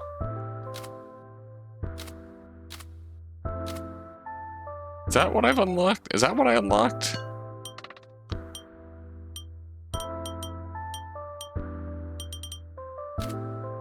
Before, my meals were prepared by a number of cooks. Once every few days, a small dish would often be presented alongside supper. I didn't know the name of the dish, but it was simmered with beans and a thick red sauce. It was warm, and I rather fancied its sweet and sour flavor. After supper one evening, I called the cooks over and inquired which of them was to thank for the dish and how they made it. However, no one had the answer. Each cook claimed it was not them. Didn't seem that any of them was lying, nor did they have a reason to lie. Everyone was bewildered. There was no meaning in committing such an act if the intention was not to poison me. With that on after, that dish had never appeared at my table again. The cooks tried to recreate it with no success. To this day, I wonder what that dish was. Surprise beans! Not the surprise beans. I've come to this place and I've been given a body that can never die. I've probably lived for hundreds of thousands of years by now. Yet even now, I'm still scared of ghosts and the like. Why? Some things will always be scary, I guess. I also don't like going near Kenneth's room. It's so dark over there. I feel as if something is going to pop out. So don't tell me any scary stories, alright? Oh, I want a spooky conversation.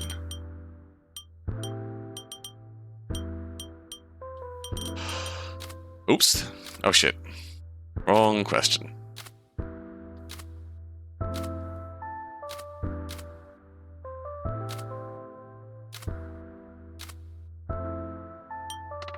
Trivial? It's nothing important, but a coworker once told me, if the world is going to end tomorrow, you'd be the type to still brush your teeth. But wouldn't everyone? I don't think I would. Oh. Is that really how you'd feel? I don't want to brush my teeth. Well, that's fair.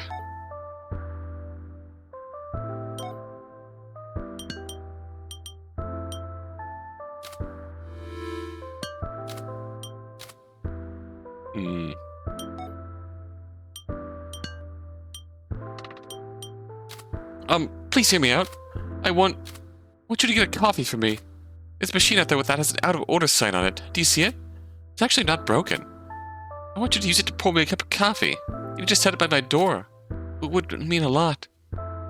Okay. If what Kenneth said is correct, then it should be fine. I'm not so sure. Maybe not right now. If something happens, I might not be able to fix it. Oh? Why does that feel like an important choice? Well, it's less a split and more of a plot advancement.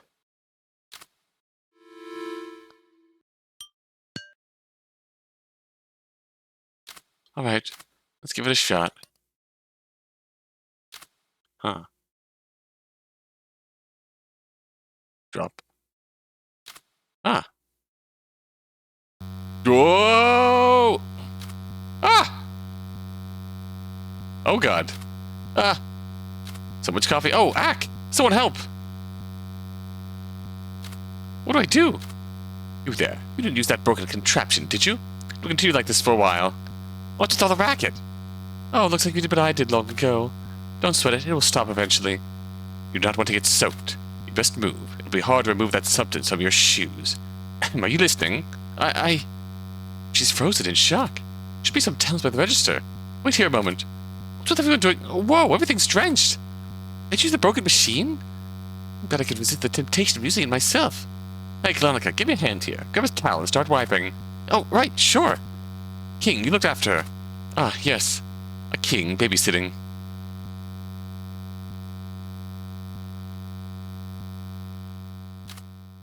That freaked me out. It was broken. Was Kenneth mistaken? Try asking her about it. I should also thank the others for helping clean up. All right. This seems to have advanced the plot. I want to get soaked again.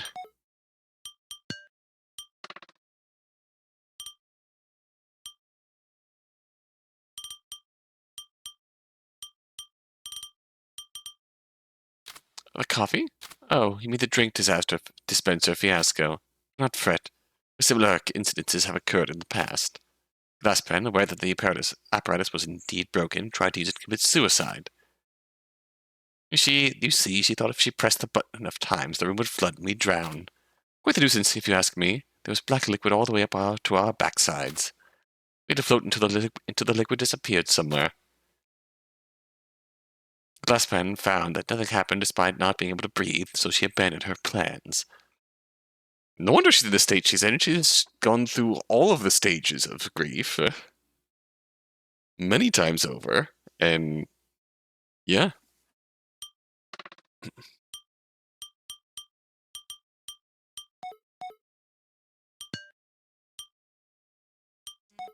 Something strange happening here.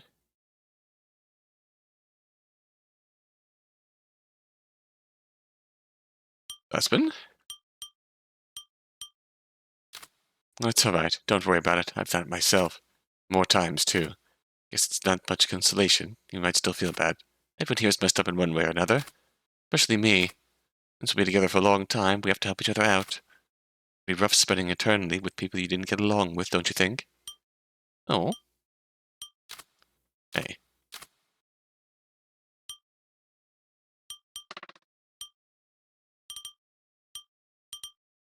There we go.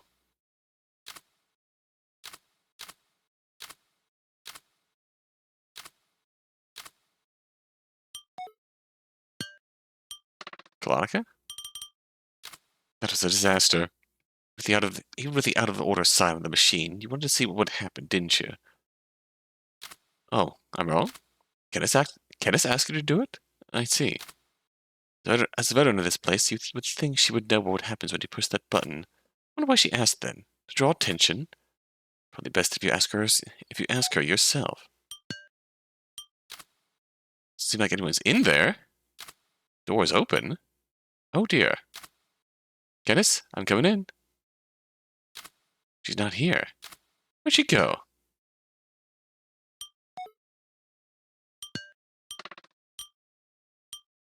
Oh.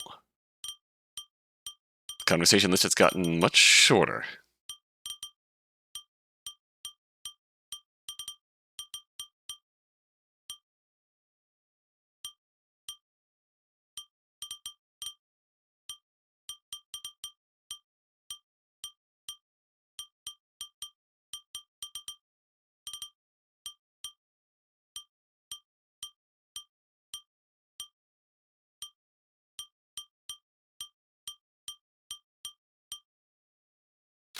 Oh my. Either she's hiding or she's disappeared. Experiences have occurred before. I doubt she would have reason to hide. But it's too early to come to any conclusions. There's a way to make oneself disappear. I'd certainly like to be made aware of it.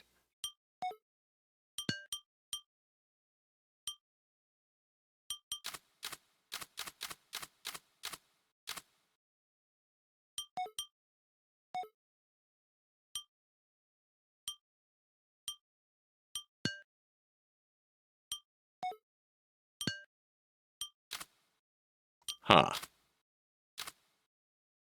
Firm distraction has occurred. Firm distraction has occurred. Kenneth is gone, you say? How do you even know? The room was unlocked. Nobody was there when I looked inside. Oh. Possibly there's some sort of special mechanism in that room. If not, then that means Kenneth must have really left. Or at least tried to leave her room before disappearing. She never left that room until now. I feel like something's going on here.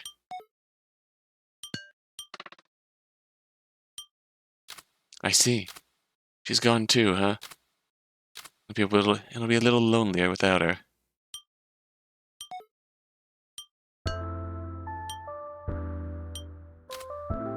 A hardcover novel. According to the synopsis, about a couple who runs a lighthouse and encounters a cunning beast. Meter? What kind of meter? It isn't moving. Looks like it's pointing to a high number.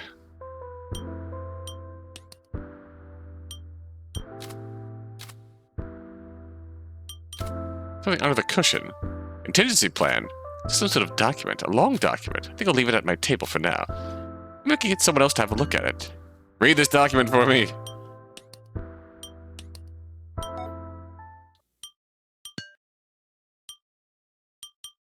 Okay, something funky's going on here.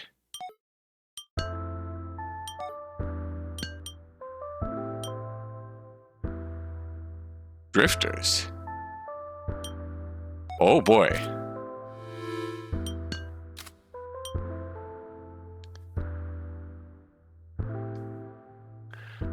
Document was written to inform caretakers how to properly handle drifters. Shortcomings in the current system, drifters may appear. Caretakers are thus required to read this document. Inform stage, being seen by drifters is not a violation of the law. You act as a drifter yourself during interactions. Once you've gained their trust, look for the opportune time to perform the procedure and send the drifters back. Huh. Any act of violence, including necessary for procedures, is a violation of the law. If you determine that the use of the kitchen is too risky, send a telegram to headquarters and wait for personnel to be teleported. Non-formed stage. Top priority must be given to hiding from drifters' sight, as it is extremely likely to be deemed a violation of the law. Enter the staff room and lock the door. A telegram to headquarters and wait for personnel to be teleported. If drifter becomes aware of your presence, do not respond. Attempt to resolve the situation by yourself. Handling drift. We are drifters. This place is not intended for us. We are drifters. Kenneth is not. The non-formed stage sounds suspiciously like what she was doing with us.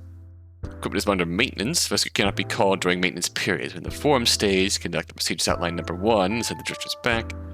Non-formed stage, hide, attempt to form. Wait for maintenance to be completed, then send a telegram to request personnel to come. Take an extremely long amount of time. Case 11, the caretaker at the time, number 14, fell into an irreversible mental state. Waiting in the staff room for the maintenance period to end, is still in detainment as to the writing of this document. Therefore, recommend you form even if it may result in violation of law. Case 63, the caretaker took action to form. Result in violation, they were pardoned by the executioner. Operating the gate. The caretaker does not know how to open and close the gate. During normal times, attempting all combinations is acceptable, but in emergency situations, swift action is of the utmost importance. Procedure for opening and closing the gate are as follows. Check machine 1 to determine the 3 numbers. Number of menu items and their positions change periodically.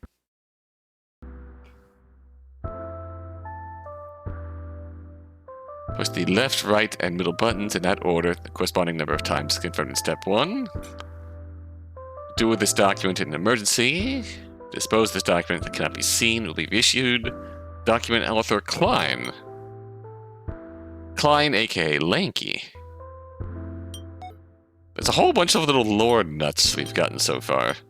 Number 92 fell into an irreversible mental state.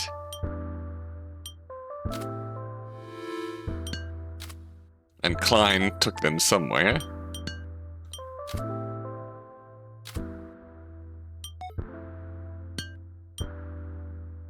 We have a caretaker of the space here.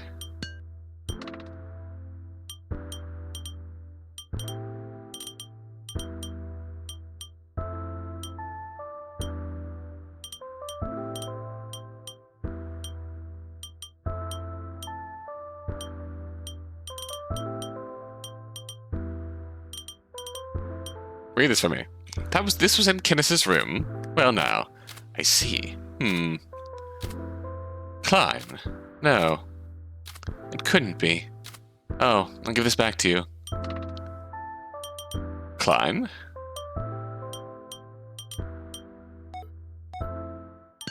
Aspen? This was in Kenneth's room. This isn't written by hand. It's been printed, but there's no printer here. Suppose you could harden and carve sugar to make a rudimentary printing press. Let's give it a read.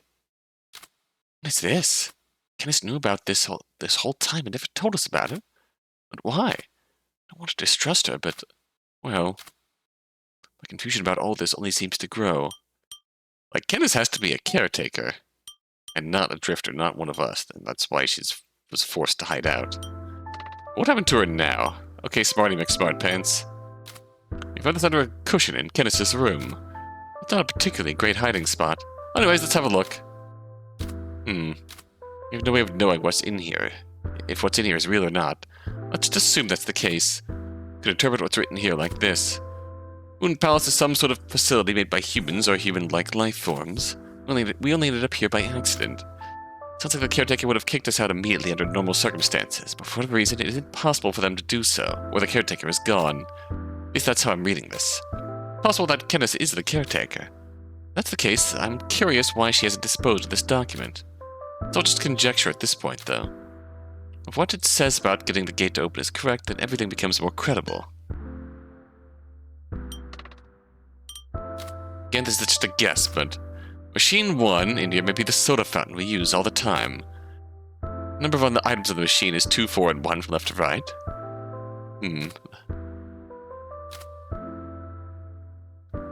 Honestly, I don't want this to be correct. This is an artificial space, and operating this gate goes against the sophistication of the technology. It'd be too easy. Like you're being made to complete a puzzle made by a child. That's a thought I had in mind, but I didn't necessarily want to just have gotten throw that at me. Okay, we can't ask anyone else about the gate. Which, fair enough.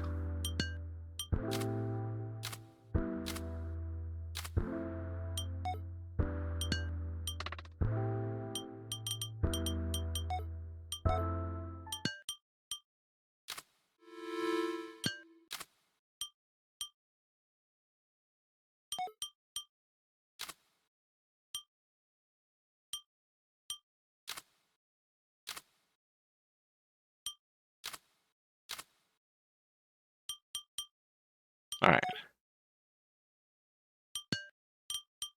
2, 4, 1, left, middle, right.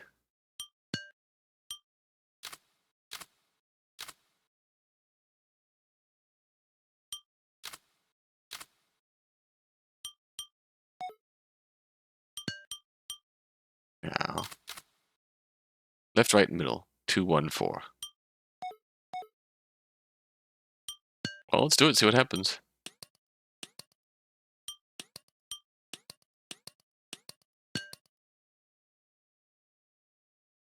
Alright, what did this do? Oh, kitchen. Let's enjoy the diner. Let's enjoy the diner. Let's enjoy the diner.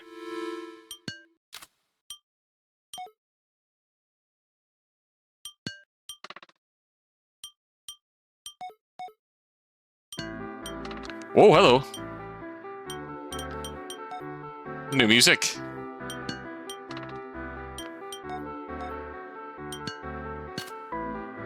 Found a new room. There's a room like this back here. This is a fridge?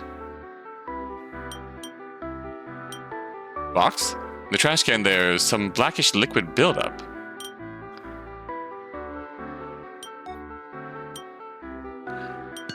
Hey, King! What the fuck?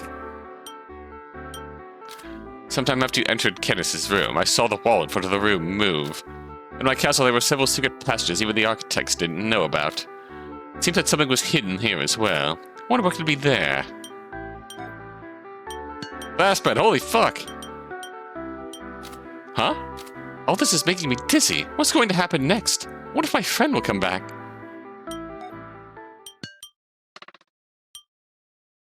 Huh? You don't mean the instructions in that document are correct, do you? That would also mean the document itself is the real deal. Someone created this place, and there's a way out. However, the document doesn't specify how to do so.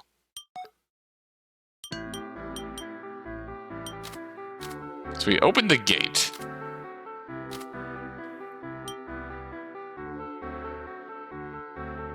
Or the procedures. Performing the procedure and sending the drifters back doesn't necessarily correspond with the gate.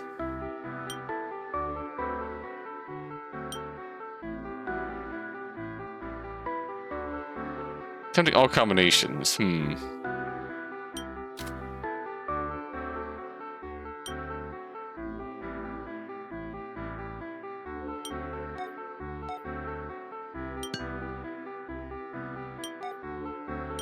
Alright, what's in the fridge? The fridge. Please just be food. A little unnerving. Alright. Time to advance the plot again.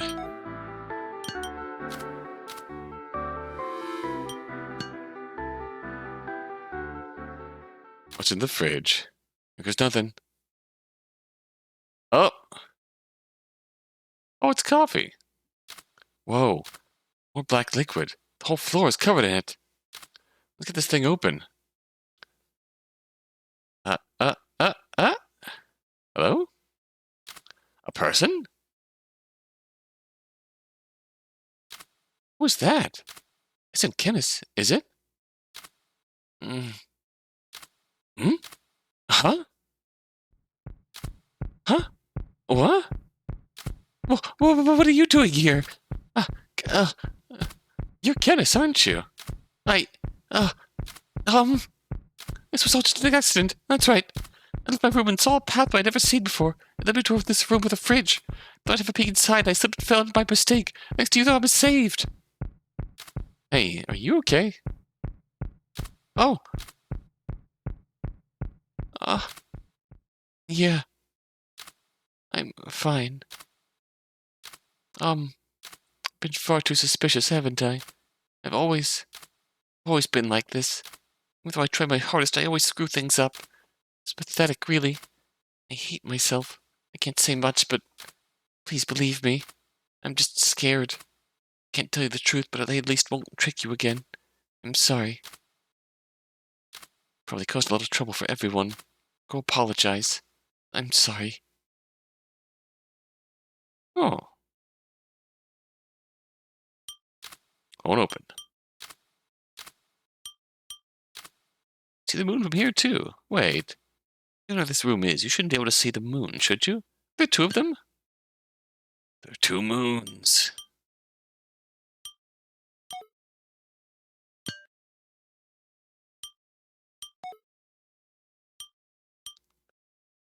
Oh, in the corner. It's Kenneth.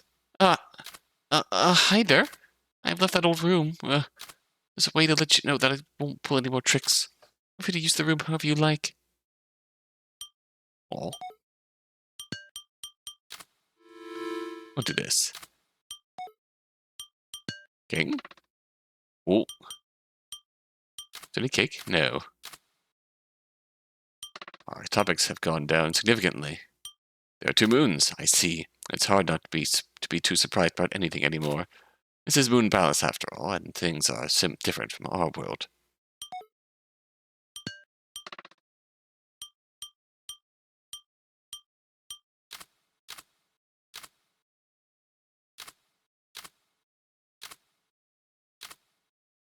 Alright. Huh. You can see the moon from the new room, too? That's scary. It sort of sends shivers down your spine. It does?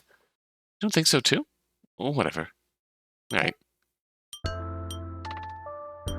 I see you've also noticed. I'd look at the new room, too. It's a right position. I don't think it's the same moon. There are two of them. It can't be the same one we see on Earth, right? So it can't be on Earth or anywhere in the space near it. Another dimension, maybe. Or is this all some kind of simulation?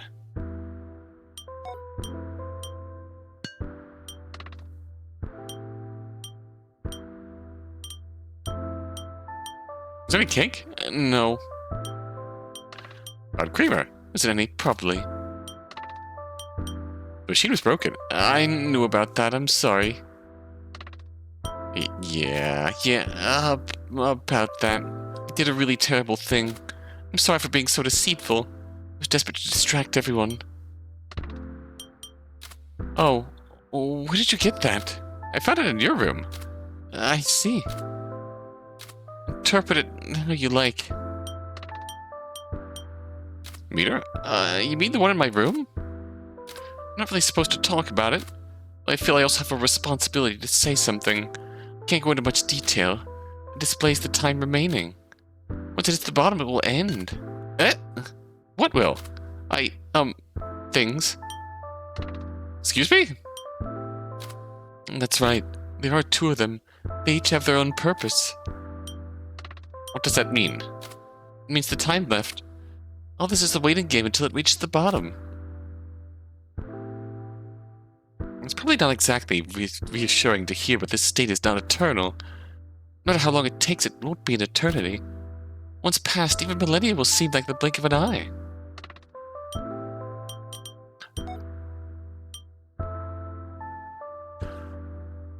Why does it feel like the whole thought experiment of you live millions of years, but only like a few seconds pass, but when you survive it, you get like $10 billion. Why does it feel like one of those thought experiments? Like you have to live eternally in here, but you don't age. When you come back, everything is fine. I see. It's hard to be surprised by anything anymore. It says moon. Oh yeah.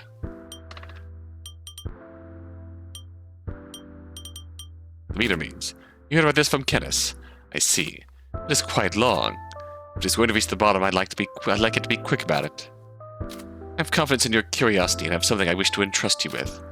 Come talk to me about it if you like. Oh? Mind if I do?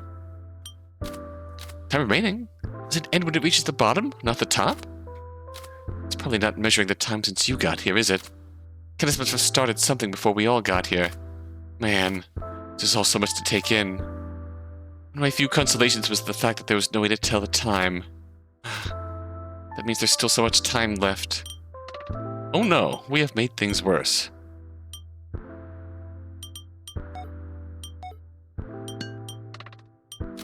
Is that the remaining time? If we refer back to the document, does that mean the personnel will come when the meter reaches the bottom? Does it indicate when maintenance will be completed? If that's the case, then there's nothing much else to do but wait. I'm sure it will be a long time. Nothing feels longer than waiting for something to happen. So we might as well start thinking about games we can play for a few centuries. Fair enough.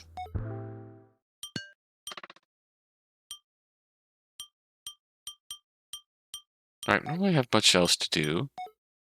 So, I haven't spoken to anyone else about this yet, but just before I arrived here at Moon Palace, I received something from someone. It said to me, when you find someone you can trust, give them this. You yourself are never to look inside. I don't know the reason. However, considering it was her final wish, I was contemplating a suitable candidate. You are a trustworthy individual. Among the residents of Moon Palace, you are the most sincere and wholesome. Therefore, I shall entrust this to you. Can't give me a box with a combination lock. Leave it at my table for now. I do not even know how to open it, so I leave everything to you. I have done my duty.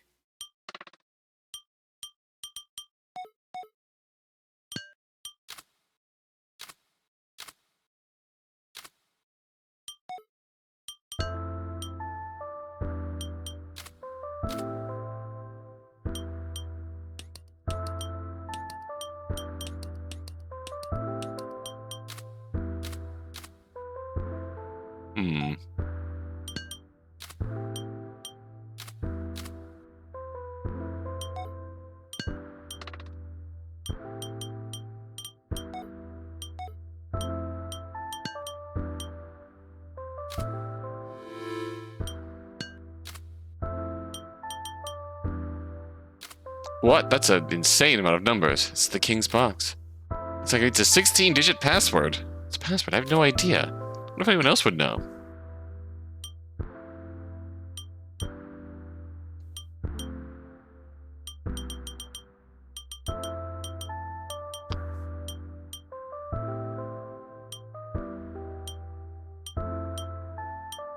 What? 1, 2, 2, X, S, pocket watch, X, S, hurricane. That's just a menu. 1. What? Oh boy. Twin Moons Beach. Number 92. Moon Eyes. Moon Eyes is Moon Eyes. Fourth ship. Stranded. Decision. Become fish. Formation. Deformation. There's a hefty story there, isn't there? A box? I don't know anything about that. If you check every possible combination, you'll get it to open it eventually. Perhaps that's how it's designed to be opened, is there's no keyhole. Just thinking. Looking.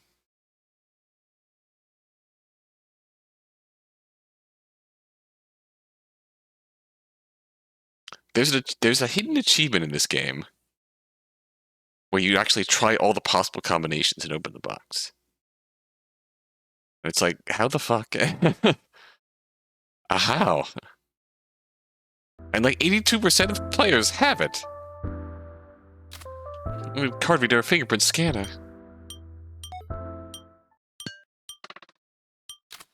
I haven't the slightest idea either. The person who gave it to me said nothing about how to open it. Maybe she didn't know either. You got that for the king? He doesn't know how to open it either? Why don't you just smash it? I might also destroy what's inside. Suppose that's true. If the content of that box is from the Moon Palace, it might be indestructible like the furniture and everything else here. Oh, but I guess that would mean the box is indestructible too. Took you out of luck. Alright, let's cook.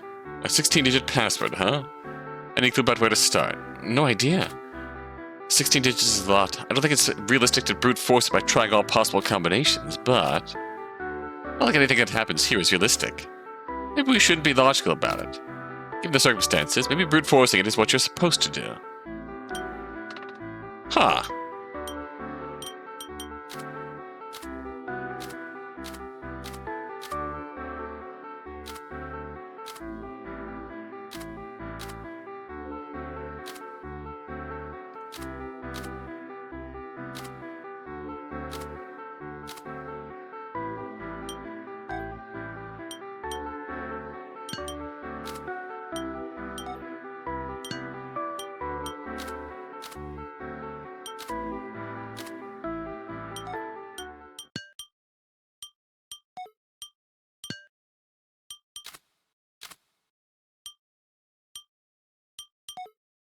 Let's see what we can do here.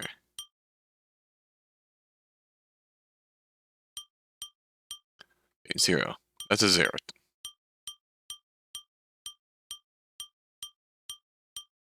I don't even know how we like to open this thing.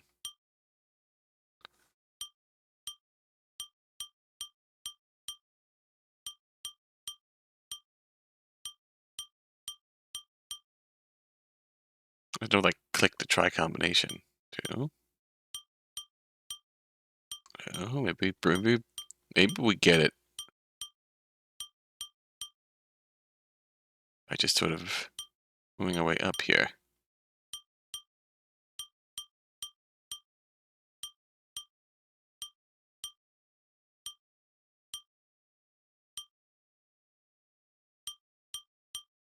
Or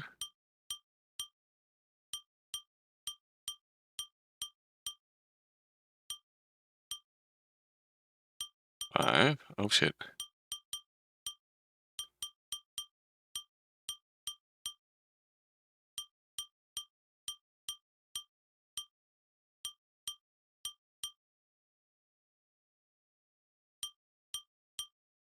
Just work our way up. What? Virtually impossible to just guess. I don't want to do this, but... Oh, okay. Maybe not. No, I really don't want to. Okay, that's how we that's how we get it. Okay.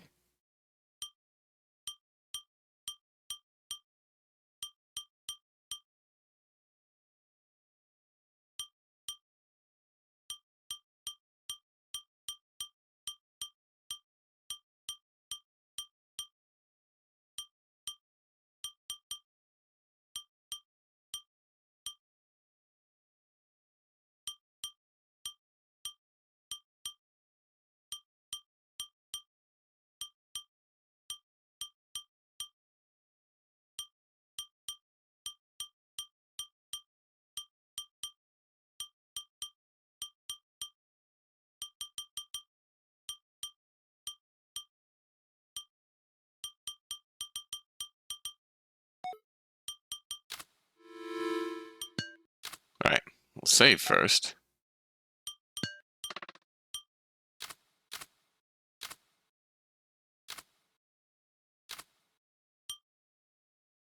Hmm.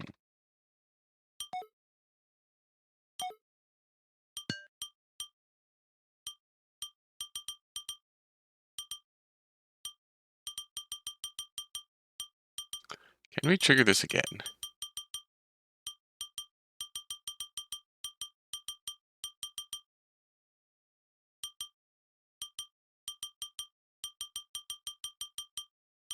That explains why the achievement has such a high percentage now.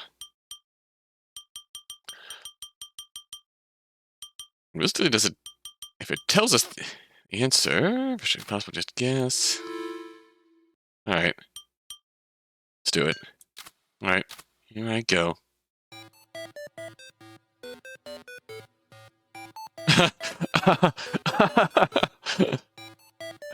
Oh my god. Here we go.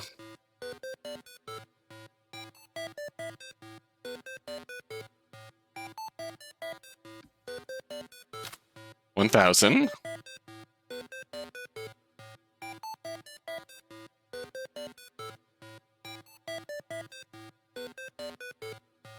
We got this down to a science.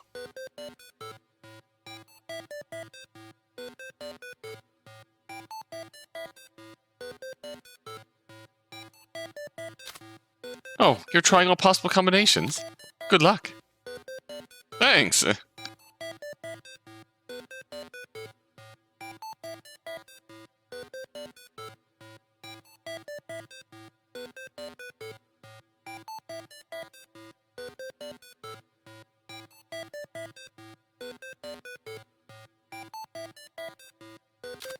$10,000.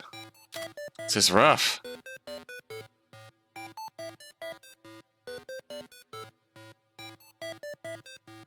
There we go.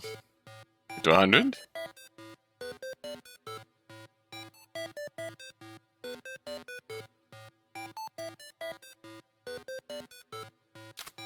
Yikes.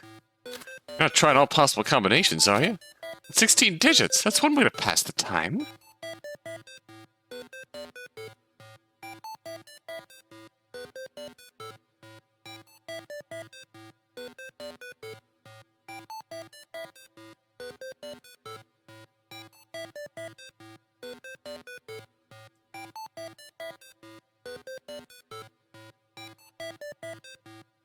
Here we go. Million. A million. I'm still only at a million? No, it's better not to think about it.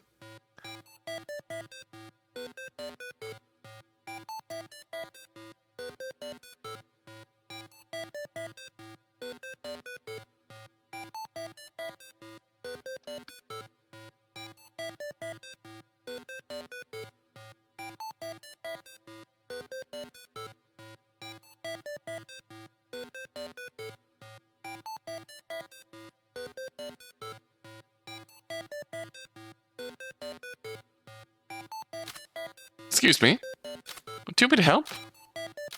Do your best.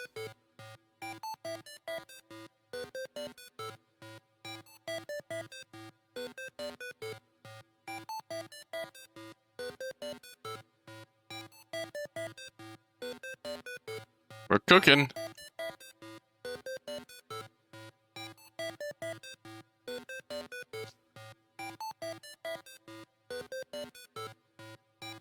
Slowly but surely.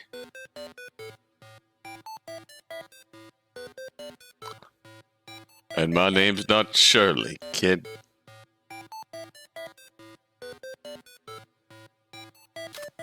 Ugh. Halfway there. Oh, am I kidding? I'm nowhere near halfway done. Jeez.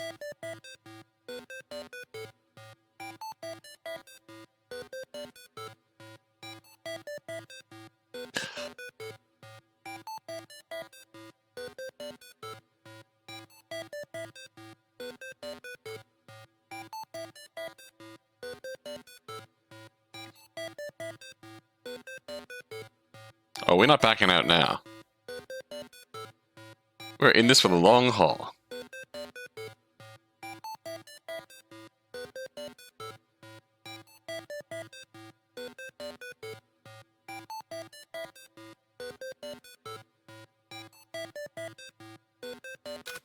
You there. I don't expect you to make it this far. To be honest, I once tried the same. Nine digits was as far as I got. I cannot thank you enough. However, nobody would blame me for giving in right now. Well, thanks, King.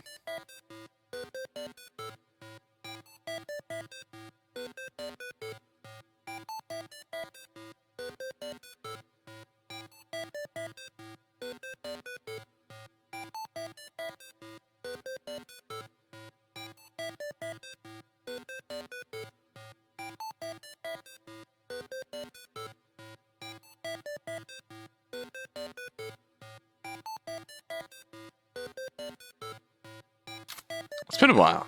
I don't want to interrupt your work or anything, but I've actually come to something of an invitation. I finally finished writing the campaign for my tabletop RPG after 200 years. It's a grand saga that spans generations. It'll probably take around 10 to 100 years to play through. Glassband the King, Kenneth and I are going to play together. Come play with us if you feel up to it. Decided so you can join part way through. Oh. They're still continuing while we're just sitting here doing this. Rest assured, once we get the combination from this, we are going back and just manually entering it. Time travel shenanigans, ahoy.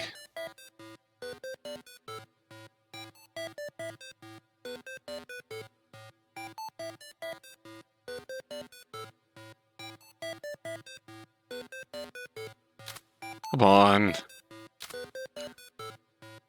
Here we go. I'm literally going to walk away from my headset right now.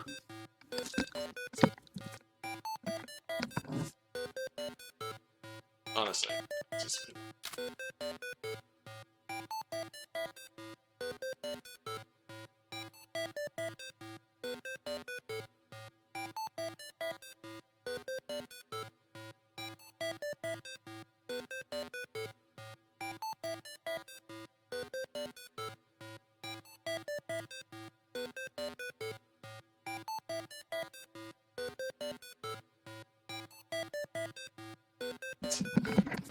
Oh, where we at? Oh, nope. Oh, that's just mean. Oh, and you got this. You got this.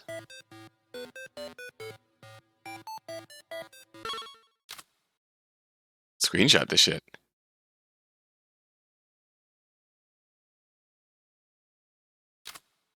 Hmm? What was that sound? Password match. Lock disengaged.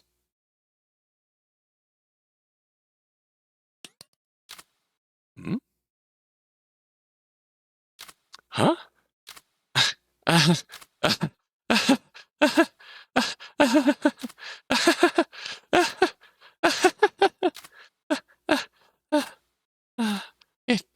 It opened. How long has it been? We're so focused. What if everyone else is still here? What's this in the box? It's golden straw. Will that work for this? So I'll try drinking with it. Craving. With this straw, drink the tears of the moon. Like from the soda fountain?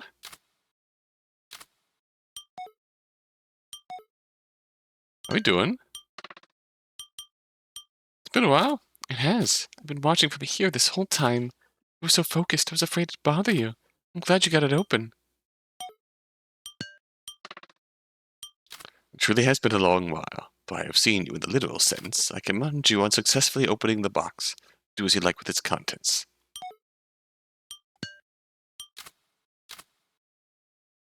Has that lowered a little bit? Aspen? That's right, it has. It's been ages. Almost too long for words, really. You've been here long enough that you're now a proper resident like the rest of us. When the next guy comes around, you can show them the ropes. Acting like a hardened veteran is a good way to kill time. You're right. How long's it been? If the combination was 16 digits, then it's been a few 100,000 years or so. Long time no see. Honestly, I thought if I spent this much time here, I would have gone mad. I'm actually doing rather well. And maybe because I'm not alone. So not much has changed from me or the others. You, on the other hand, well, might have gone mad after solving that box. I mean, real. Real.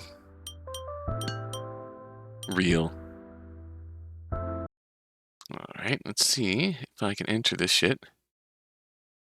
Let's not go mad. Keep this someplace I can see it. I'm doing this here. 1. X. Z. 2. 5. 0. Pocket watch.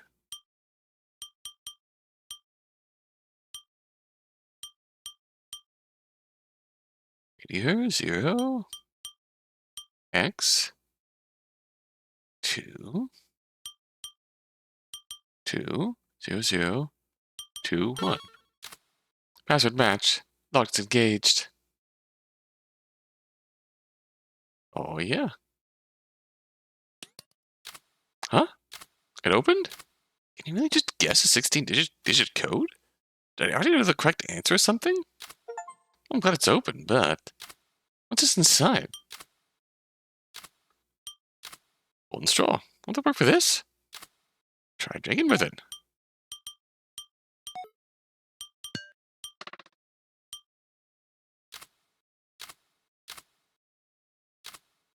Oh.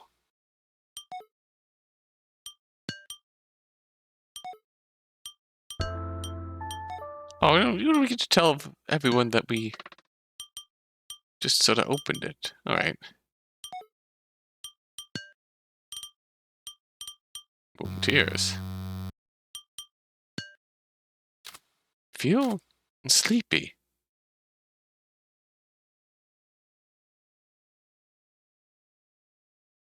Oh? Well, I'm beat. Moon is really nice tonight. With a moon like this, I think I'll go to a diner. It's pretty cold out. Quiet, too. Moon Palace. I've heard the name somewhere before. Oh, there's a palace like this around here. Open this late? Oh, we waited for you. Your friend is already here. Right this way, please. My friend? There must be some mistake. I'm here alone. Yes, but I've been waiting an awfully long time for you. Right this way, please. Ah! Right this way. Please have a seat. Hello? Outside? Who are you? It looks like you've been waiting for me, but... Try to remember. How did you get here? Well... I was studying for my test and, well... thought I'd go to a diner for a break. Before that, before you were studying, what were you doing? Before that? I was... What was I doing? Try to remember, I'm sure you can. Huh? Well, I drank moon tears with a golden straw and then... Ah. What happened to me? You're aware now. I am Klein. More precisely, I'm a data-based replica of Klein. Anyway, I'm glad we were able to meet and finally fulfill my promise. Oh, wait, back up a second. I want to know what exactly is going on. Excuse me. We'll take things at your pace. Need a topic for conversation, don't you? Let's see. Alright, here we go. Have this one too. Alright. You should be ready to go now. Please take your time. After all, we have plenty of that. Who are you? I'm number 68 of the Moon, Klein. I was once a technician here. Currently, my real body is on the moon of exile. Oh. Is there anything else you could add? Like about, what, number 68 of the moon, or moon of exile means? Any details at all? I actually do not know much about Klein. I'm merely a replica created from the information contained within the straw. Within the straw? All my information has been selected by Klein. I do not possess memories that are deemed unnecessary. Rest assured. That means that I do not need to know information I am unaware of. What situation? To put it simply, you're having a dream of sorts, as a result of using the straw and moon tears. Information within the straw is able to replicate Klein inside your brain. That's how we were able to speak like this. It's almost like having a split personality and being able to talk to the other half. Should I be scared? Am I going to be here with you forever now? Please do not worry. The half-life of moon tears is only around 30 minutes. Afterward, you can simply use the straw again to return home. Okay. About the straw. Many lunar devices hide in plain sight, disguised as common objects used by humans. The straw you obtained is one of them. And I was the one who created it. By itself, the straw does nothing. If used in combination with any of the drinks at the Moon Palace, it has various effects. It was originally intended to pass into the hands of the executioner. However, now you have it. I'm sure it was all Klein's plan. Oh boy, what's your intention? I only wish to fulfill the promise made to the king. That is why I've called you here. The king? Certain you know who I'm talking about. Railroad Spike, that is the name of my king. Eh? Your promise? Made a promise to the king to grant him a peaceful and ordinary life. That's quite an ambiguous and difficult goal. However, with lunar technology, it is possible. Klein's plan is already halfway completed, and I would like to request that you fulfill the remaining half. It's a simple process. First, you must use the soda fountain and straw to generate the restoration pills and tokens. Then give one of the pills to the king. With that, he will lose his memory and will be able to live as a normal human being. The king trusted you enough to hand you the box. Surely he will consent to a request from you, no questions asked. Afterward, give a token to the caretaker of the Moon Palace. Then my promise will be fulfilled, and you will all be able to return to Earth. So please, do this for me. Alright, that's a lot to take in. Executioner? The executioner is the one who judges us and executes our sentences. Only one of us is chosen for the role, the one determined to be the most truthful and responsible.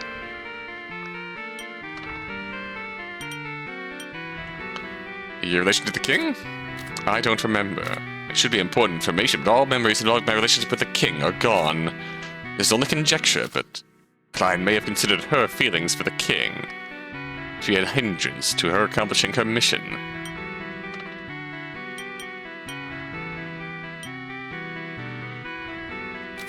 The straw's effect can be seen when combined with the drinks.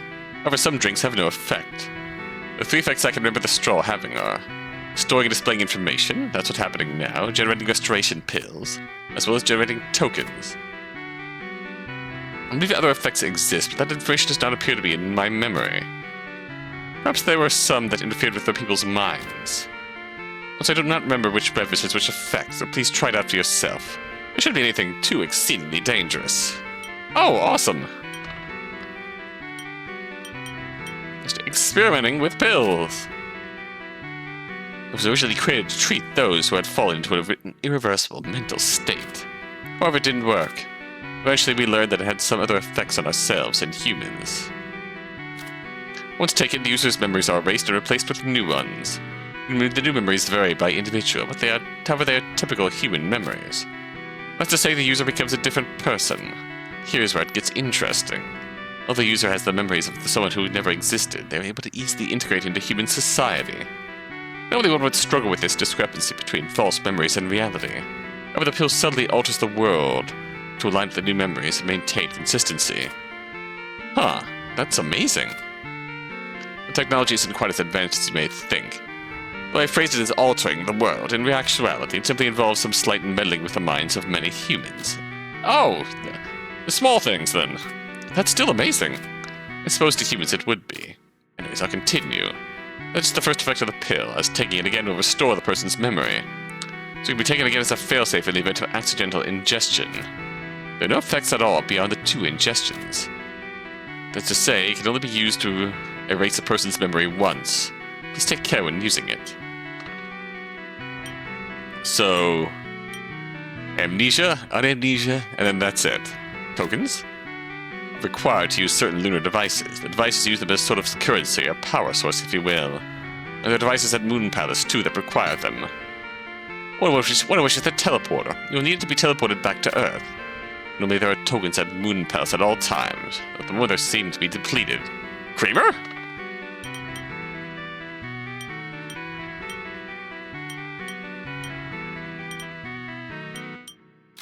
It's one of the facilities we use. It has many uses. As it is currently undergoing maintenance, most of us will not visit. I have no further information on the subject. Who's us? Did I say us? You did. We are those who belong to the moon. There were 113 of us. What appears to be the limit of my memory on this subject.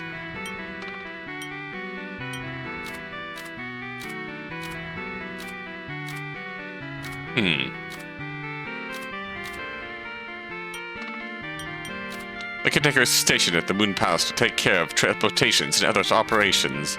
In other circumstances, Moon Palace is always to have one. Always. I would guess they have taken human form, just as I have now. Therefore, there would be no clear way to distinguish them from the others. Good caretaker would never be obvious. If you're not certain about who the caretaker is, then I would suggest you give tokens to everyone. As long as they have the token, the caretaker can use the teleporter.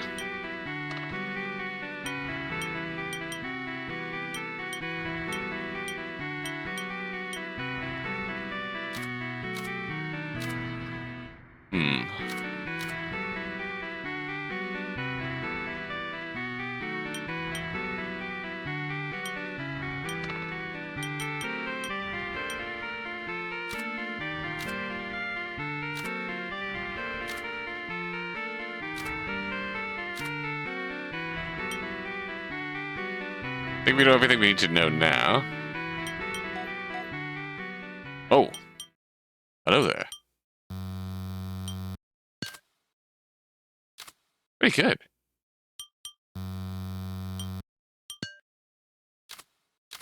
Think I'm gonna hurl. Yeah. Bleh. Bleh. Bleh. Bleh. I feel awful. Oh. What? A pill? I don't remember taking this. Did I generate this? Give pill. Could wipe everyone's memory.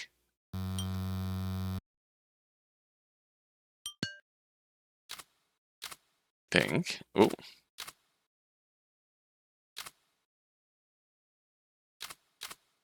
Yeah, this is nasty. These things just keep on coming. Alright, pill obtained.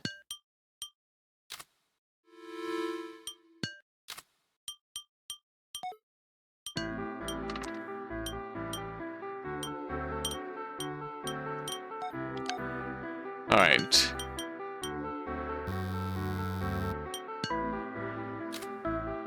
Something's happening. This is very aggressive. My throat still feels weird. Ow. It's creamer? I threw up creamer? I don't get this at all.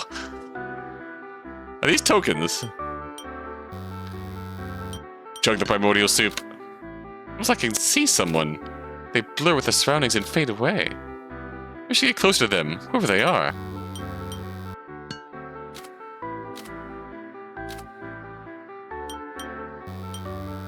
Oh, we can move and drink somewhere? I can see something. Someone's watching Glasspen. Oh? Hey, Glasspen. Come on. Try to get to the soda fountain with you in the way like that. Oh, yeah? Who cares? Glasspen. Are you not content with being here? Of course I'm not. Nothing ever happens here. And if we have all the time in the world, what's the point if we're just standing around? Oh, yeah? One of as full as ever be, and there's even a soda fountain. Conveniently, you're here. What more could we want? Laterre. Am I just a convenience to you?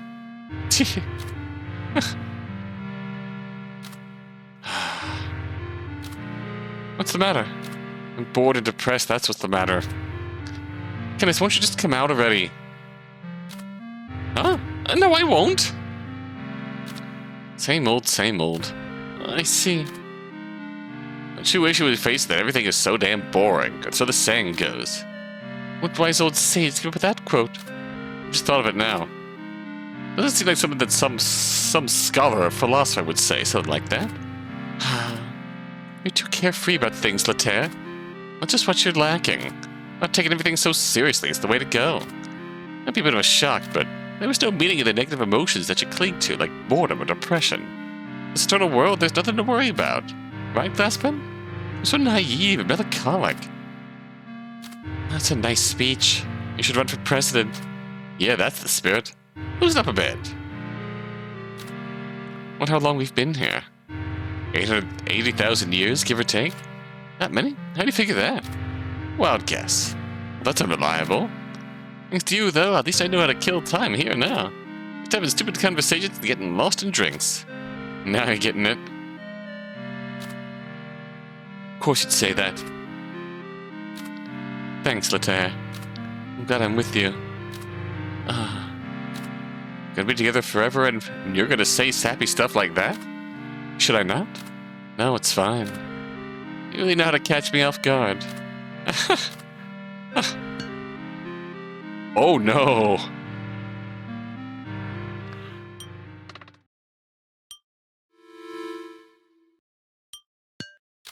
Maybe not. That's something I should get involved in.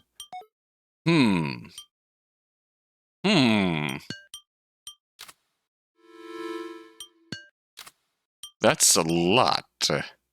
I tell you.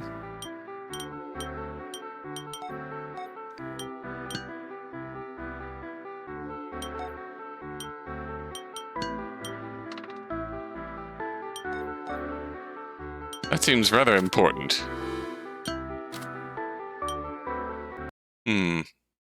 So.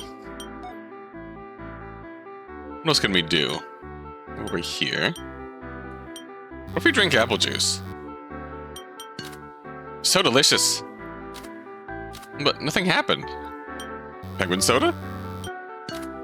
So carbonated. I don't think anything happened. Did black booze make what's happening? Gives us a creamer. It's too weird.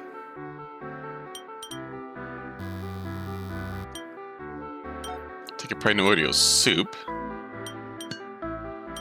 If we drink it in here. See someone? They blur the surroundings.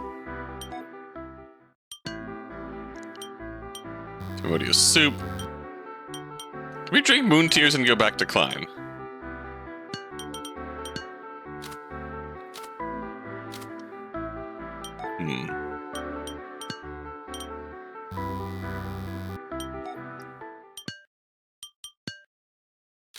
I see something. An apparatus of sorts. Oh? Okay. The coordinates look good. The safety is on. The code is correct. Everything's in order. Granting approval. Oh, hello. Phew, I'm exhausted. Welcome back, number 46. Thanks. Oh, Kenneth, are you the next one up? Yeah. Thought I should try something more challenging. How brave of you. Oh, but I'm pretty sure the next shift is doing maintenance. Normally rookies aren't assigned those shifts. Number 7 said I'd be fine as long as I stick to the manual. Well, usually. Number 7's also a bit of an optimist. I'd be doing 2 shifts back to back, but how would I cover for you? No, I couldn't ask you for you to do that. You need to worry about being indebted to me or anything. It's my responsibility as your senior. To tell the truth, I'd be worried about you. You heard that Klein was exiled, weren't you? I am. And for that, the executioner number 67 also went missing. The standing for number 67 has been decided for the time being, but I reckon that is not as merciful or fair as number 67 was. If you were to ever make an infringement, you might not stand a chance. That's terrifying. I'm worried about the old executioner, too. Exactly, so I'll be the one to go next. Sorry, but please let me go. I want to change. I've been such a burden to everyone else. I don't want to be stuck. I don't want to be stuck being incapable of pulling my weight. I'm sorry, I wasn't taking your feelings into account. Alright then, Kenneth, I leave it in your hands. Thank you. If anything were to happen, let me be the one to take responsibility for you. No ifs, ands, or buts. Number 7 will also be to blame. I understand. I'll be rooting for you. Okay. First, I need to check to make sure no one is here. Alright, tokens. Yep, there's plenty. Everything's good. The check is complete. Oh, the room. Down, down she descended as if tumbling to the bottom of the stairwell. Yet the monster had already vanished, the bell installed at the entrance ringing out shrilly. Could it still be nearby? She audibly clutched her shotgun. This isn't how I thought it'd be. I thought it was a more peaceful story, but it's taken a disturbing turn. Maybe I'll read something else. I didn't bring anything else. Need to reform again. Feel like I could disintegrate soon. After that, I think I'll use some tokens to fast forward time. Oh. Huh? It's locked. Hello? Is anybody in there? Yes, I'm Kenneth. Oh, thank God. I suddenly found myself in this place and thought I was all alone. My name's Glassman. What is this place? Do you work here or something? Oh, La Terre really wasn't ever real. Kenneth, was it? Can you hear me? The same exact thing happened to me, yeah. I looked around and found myself here. I'm in the same situation as you. I'm so afraid of the outside that I can't bring myself to leave this room. Really? Man, this place makes no sense. I know. What should I do? That's a human, I'm sure of it. At the very least, I need to reform myself, or else I'll lose my human appearance. At this rate. Oh no! I'm disintegrated. There's no way for me to leave this room now. Kenneth? Creamer's the only thing that's not getting replenished. You don't have any in there, do you? You must be Kenneth. Glassman has informed me of the situation. Pleased to make your acquaintance. Excuse me? Nice to meet you. My name is Kalonica. I have a few questions about the Moon Palace for you. It won't open. Is it locked from the inside? The situation's just getting worse. So many humans. Gotta find a way out of all of this. Oh. That's all but confirmed at this point.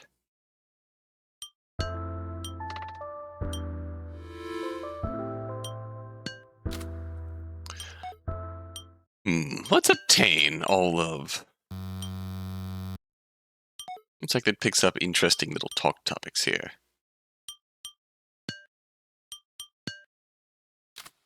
This is like a door.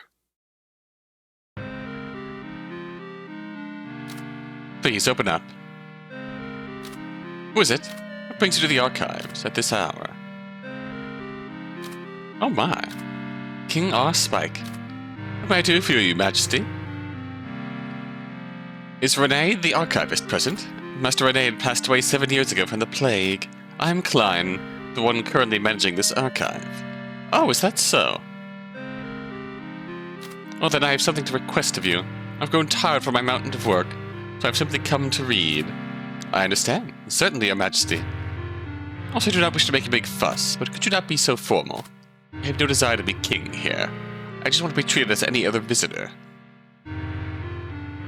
Of course, but please at least allow me to address you as my king. It feels rude otherwise. Thank you.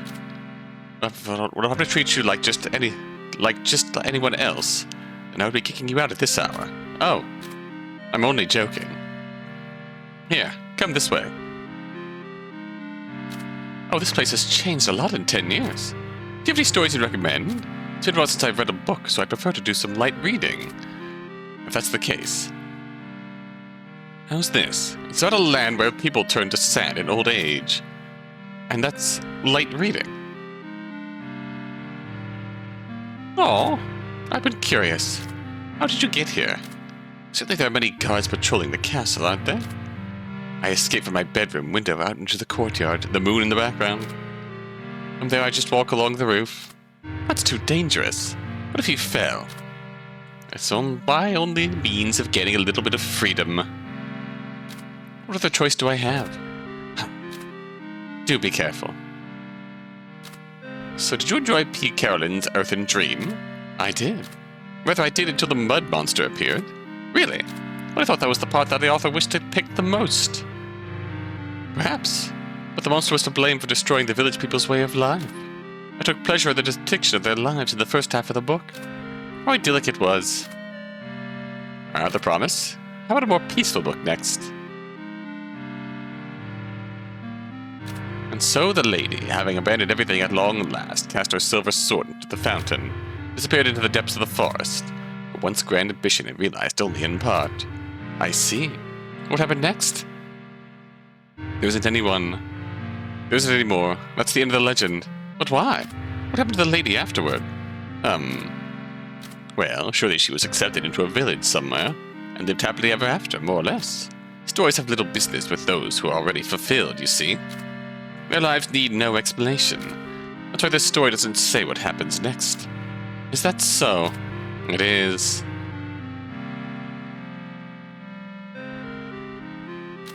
By the way, have you heard the news of the Guston invasion? Of course. I'm going to be tied up for quite a while. This may be our last time together. Thank you, Klein. Every day since I met you has been a joy. My king. Why don't you run away? No, I could never do that. I may not become king of my own volition, but I am king regardless.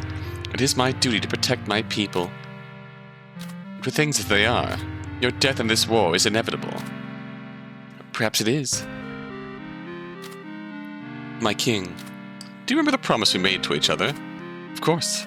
But now all of that is a childish fantasy. The future of my country and people is at stake. I have never once broken a promise. And this will be the first time I do. Forgive me.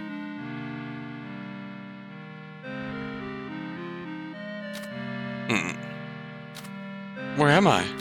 I can't move. That's you, Klein, isn't it? It is. How did you know? How could I not? What has happened to Fork and Spoon? Fork and Spoon will perish. The head of a single puppet ruler will not change its fate.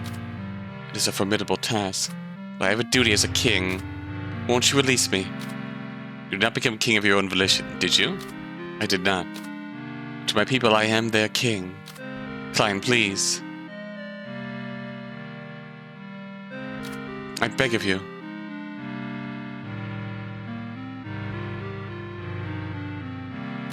Forgive me, my king. I choose not your will, but the promise we made to each other. I'm letting you escape. At your chest I have placed a box. Give it to someone you grow to trust. What will happen to you? I will pay the price for my actions, exile. Fine. Wait. Laterre, where'd you go? Oh, why can't I die? Miss Glasspan, please calm down. Where am I?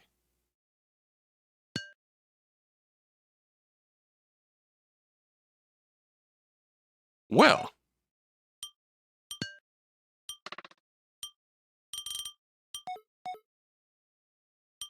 So we've got a lot to,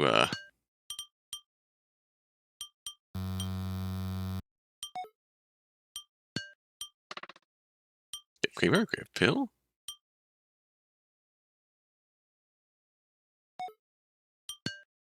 I think I see something. An elevator. Okay, so giving creamer seems to be the means of just figuring out who the caretaker is, or we just drink primordial soup like Kenneth, or we just use logic and piece it together on our own. What's your story? Oh? Phew, what a relief. We've arrived at the experimentation building. Go, Klein! Oh, hey.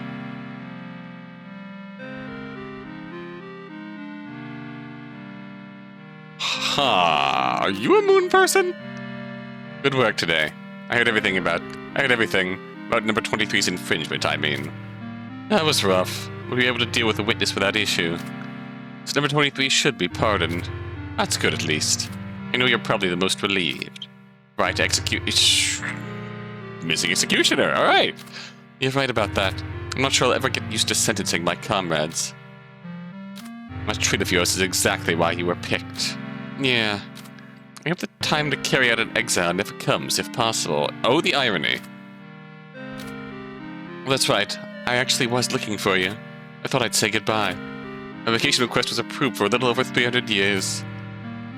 Your colleagues will have it rough with the best moon technician gone for 300 years. Maybe. You're free to come visit me if you'd like. I think I'll spend the whole time at a place called Fork and Spoon. I'll stop by when I have the time. Why'd you pick Fork and Spoon anyways? They've advanced printing technology and a lot of books. The country's a little bit unstable due to strained relations with its neighbors and pestilence, though. Culture of self-indulgence has risen within some social classes as well. I see. Will you be alright there? I'll be fine. Most likely. Well, have fun. Promise me something. Don't get too attached to any humans. Is that? Your advice as executioner. Advice as your friend. It's hard to say goodbye forever. If there is an afterlife, our kind could never go there. Thanks. By the way, when is the elevator going to make it up to the next floor? Oh, sorry, I stopped it. I'll get it moving. Oh, thanks. You've arrived at the living quarters. We'll see you around. Goodbye.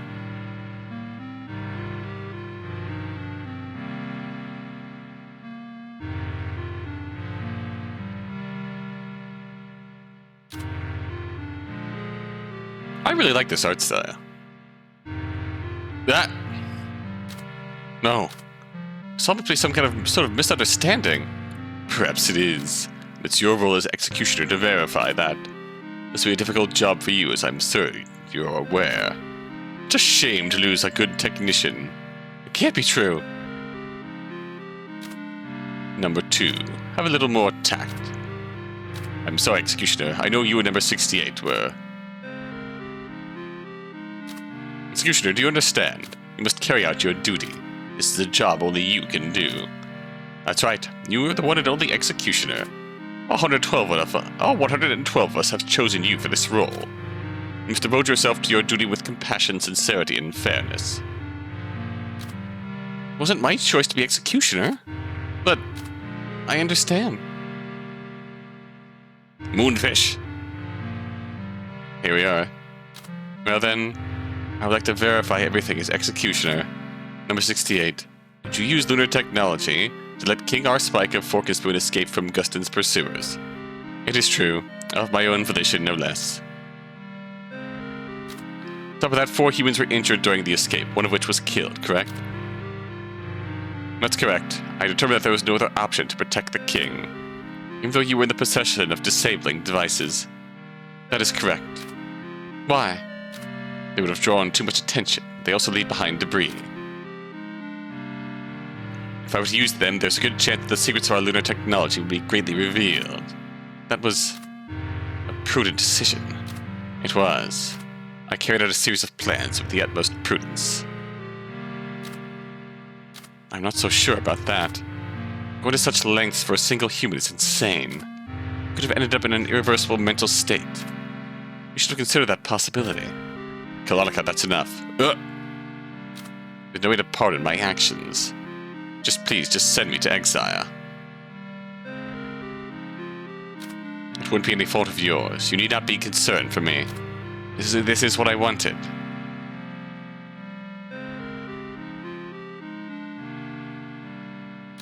I understand.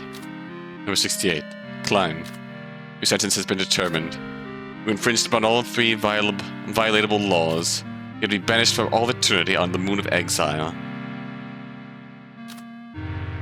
Thank you. You are a fair and just executioner.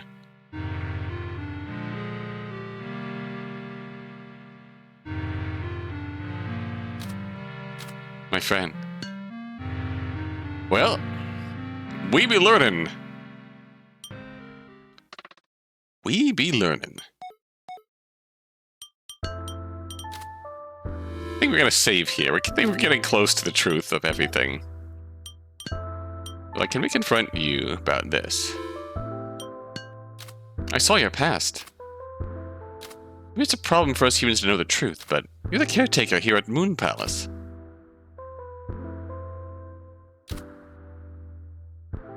What you're afraid of is actually number 46 being held responsible for your own mistakes, isn't it? You know that much, huh? Guess there's no need to hide things any longer then. I have my suspicions about you, but I don't think you had any malicious intent or anything. I'm sorry you've all gotten wrapped up in this. Number 46 treated me with such kindness. Can't let her go into exile like this. To be honest, I'm not even sure what crimes I've committed at this point. What can I do to save her? I don't know, but I'm hoping everything ends well. Me too. Thank you. You are, in the end, you are in fact a sweetheart, aren't you? So in theory, if we give you a creamer... Gib. Well, thank you. Really. Sorry for all the trouble I've caused. Goodbye. I'm going to perform the final procedure. Final procedure? A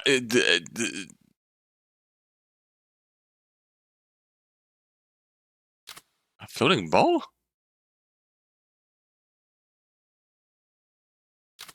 Excuse me? Are you alright? Huh? Oh, I guess I dozed off. Sorry, I'm fine. Was it all just a dream?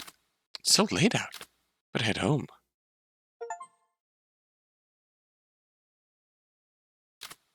Okay, teleportation permitted. Uh-oh. Good work out there, Guinness. I heard about everything. It seems like you've been through a lot. I'm sorry. Worry about it. Everything worked out, didn't it? Did well in the face of unprecedented circumstances. Thanks.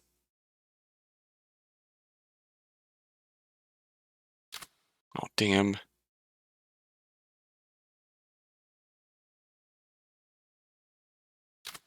There's no wind to this. A tear. What was that last pen? Huh? What did I say? I said Laterre or something. I did? Definitely did. Is that someone's name? Not that I know of.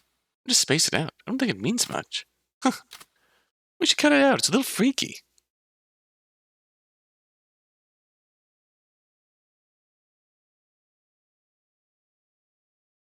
Oh, King? This is such a boring book. It's so redundant. Suppose the author thought this was a shocking twist. Even so, I'll read the whole thing. I don't have anything else to do anyways. Verb.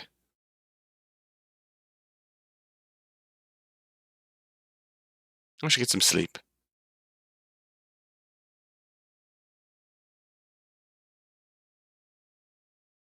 Oh? I was a bit worried about living in the future. Seems everything has worked out somehow.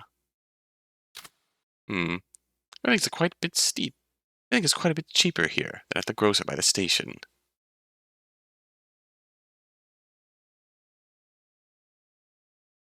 Fine.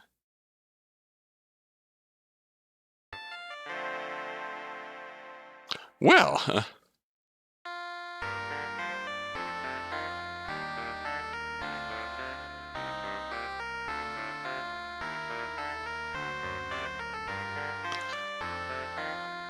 no, doesn't exist. Newbie caretaker king and winning executioner on the moon of exile. Tad too optimistic, number 7. Irreversible, number 43. 3 moons. Oh, the 3 moon stages are fish. Oh, wow. Wow, well. 1 equals 1.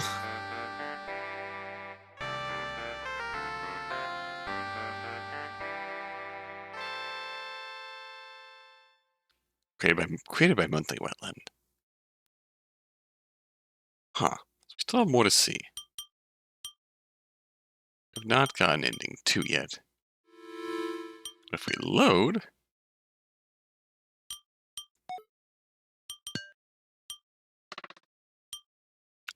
Oh, we haven't actually confronted you yet, have we? Alright. Oh, don't have to actually skip through this again. Just don't need to get into it again. Yeah, that's fair. Fair and fair. Alright. So can I actually give you creamer? Oh, thank you. Thought there wasn't any left. Where'd you find this? I threw it up. I see. What is this? You want me to swallow it? I trust you enough to do as you request. Surely it's for a reason. Gib. Down the hatchet goes. This is what Klein wanted. How do you feel? I feel... Oh, where? Ooh. Huh?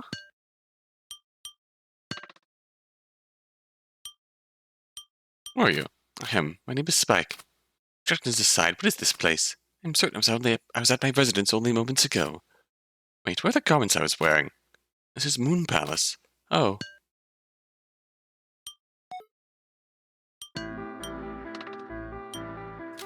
Oh?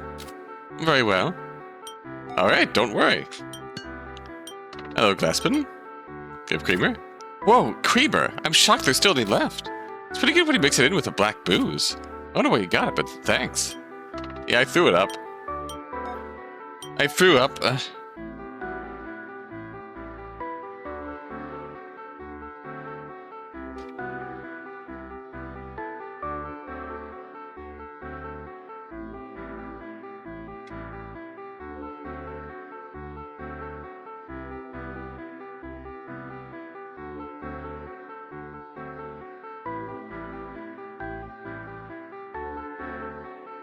What am I thinking?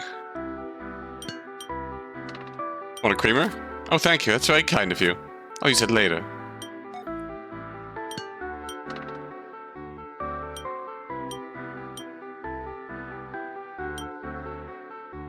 Why don't we run up if we give you the pill?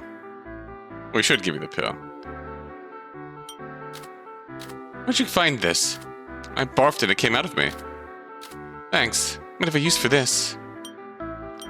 Alright, she doesn't take it. Now if we...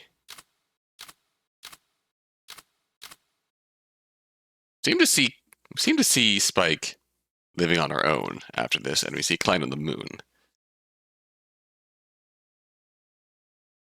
We gave the pill to Spike. Now we skip ahead a little bit. Excuse me? Okay, we're back.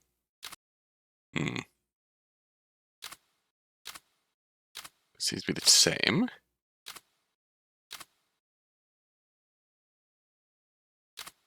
Some sleep. It's kind of cute to see King out of the kingly clothes. Living more ordinarily. Have Bunchy Flakes always been this expensive? I got a pay raise recently, so whatever. What should I make today? Ah, okay, that's our promise to Klein. She can live an ordinary life now. Oh. Does it label her differently in the credits?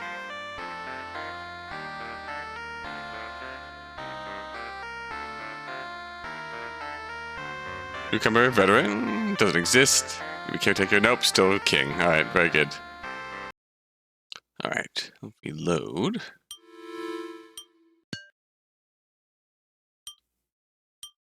Back out of here. Strawberry desserts. Big Pog.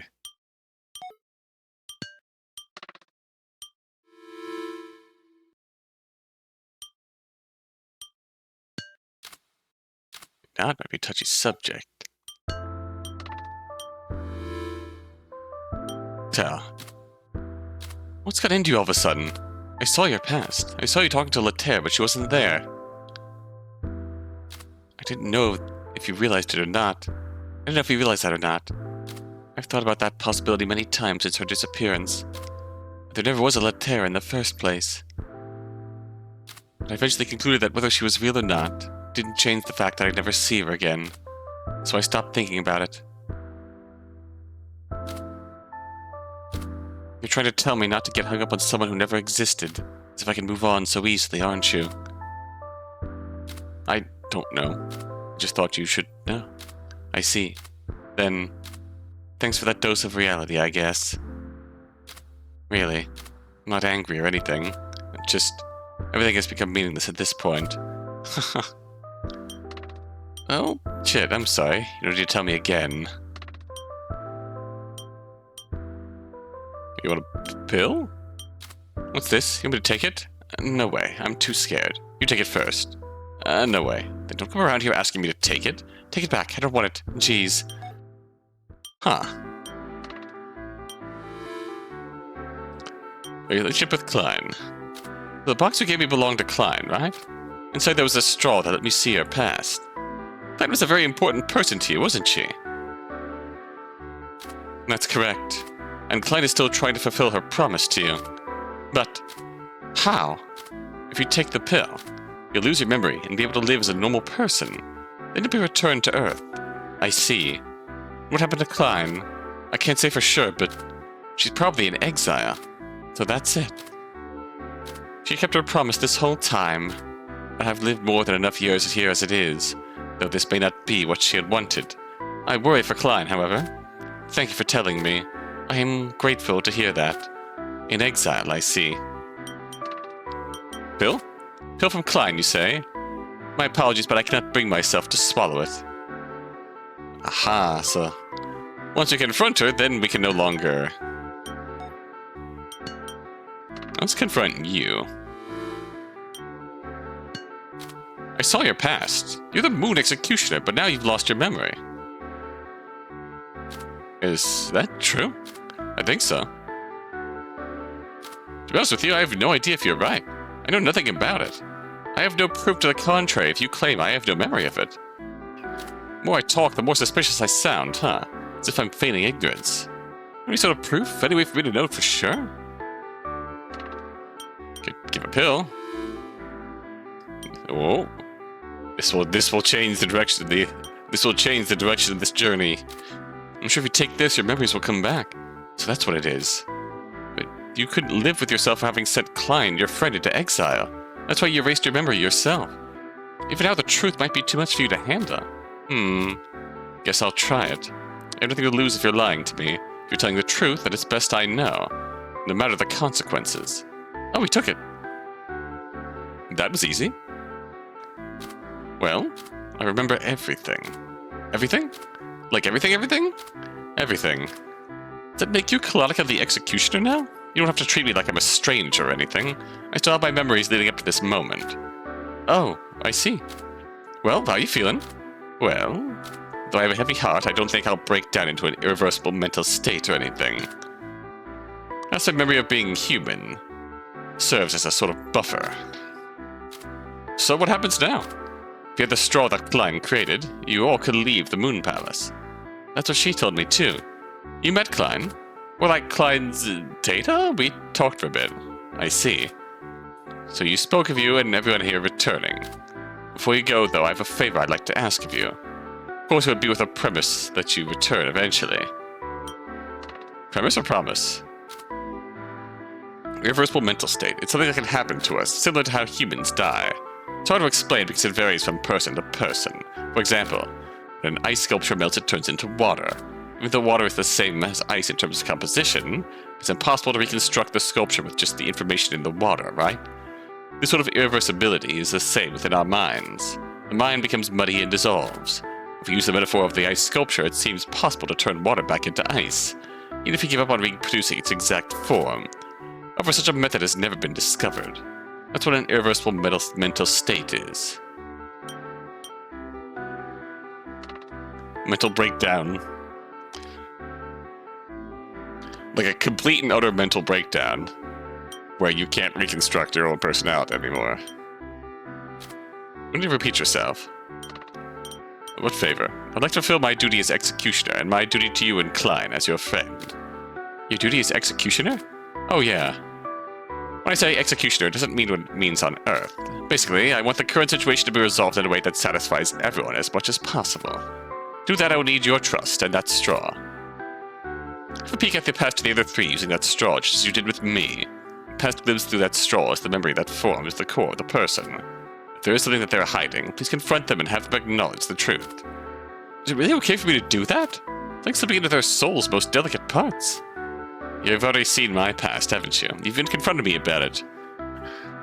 Well, I've already done the favor. You'd be doing the same thing. I suppose you're right. So what next? Share the information with everyone. I'll handle things after that. Let me know when you're finished with everyone. Huh.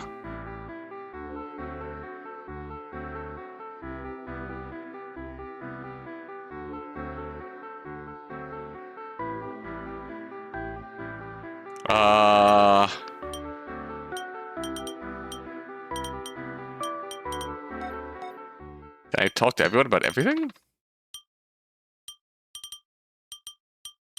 Share the information with everyone, he says.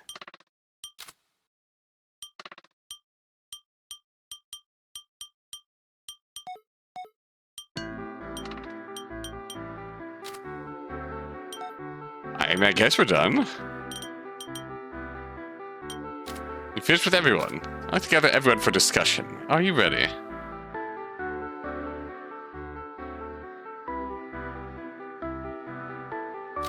Once it's done, you should be able to return home for the Moon Palace. Alright, let's do it. Alright, let's call everyone over. What is Colonica planning? Huh? You've been called over too? Has everyone been called here? What's going on, Colonica? You seem different. Is this some sort of meeting? Oh, you're here too, Spike? What's going to happen? Alright, everyone's all here. Let's get started. Figure we ought to have a good view of the moon while we're at it. Whoa! Hey! Oh? Where are we? Is this your doing, Colonica? I adjusted the translucency of the walls. How do you know how to do that? I remembered, along with other things. Well, I'm sure you all have lots of questions, but let me get straight to the main subject. Have you noticed the straw that Lars has been carrying around? Huh? Lars? Who's Lars? That'd be me. What? That's the first I've heard of it? Oh my gosh. Hey now, back on topic. That straw, we are able to generate objects called tokens. We use these tokens to return everyone to their former world. What? That would solve everything. No, not everything. What do you mean? I've called you all here to discuss the issue that can't be resolved with the tokens alone. In order to do that, I need you all to share the relevant information you have. This is how we'll identify what issues need resolving. Well then, let's get started. So in other words, Colonica and Kenneth are not human. That's right. We are a race of immortal beings that migrated to live on the moon. On the moon, there are only 113 of us. And your lover, Klein, is one of us. You needn't say that word out loud. So you're not doing it, so you're not denying it either, huh? What's wrong with that, Bespin?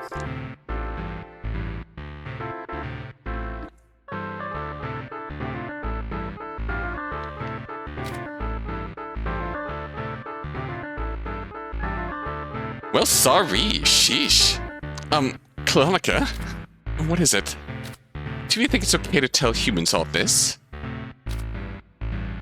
How would the executioner judge? I am the executioner.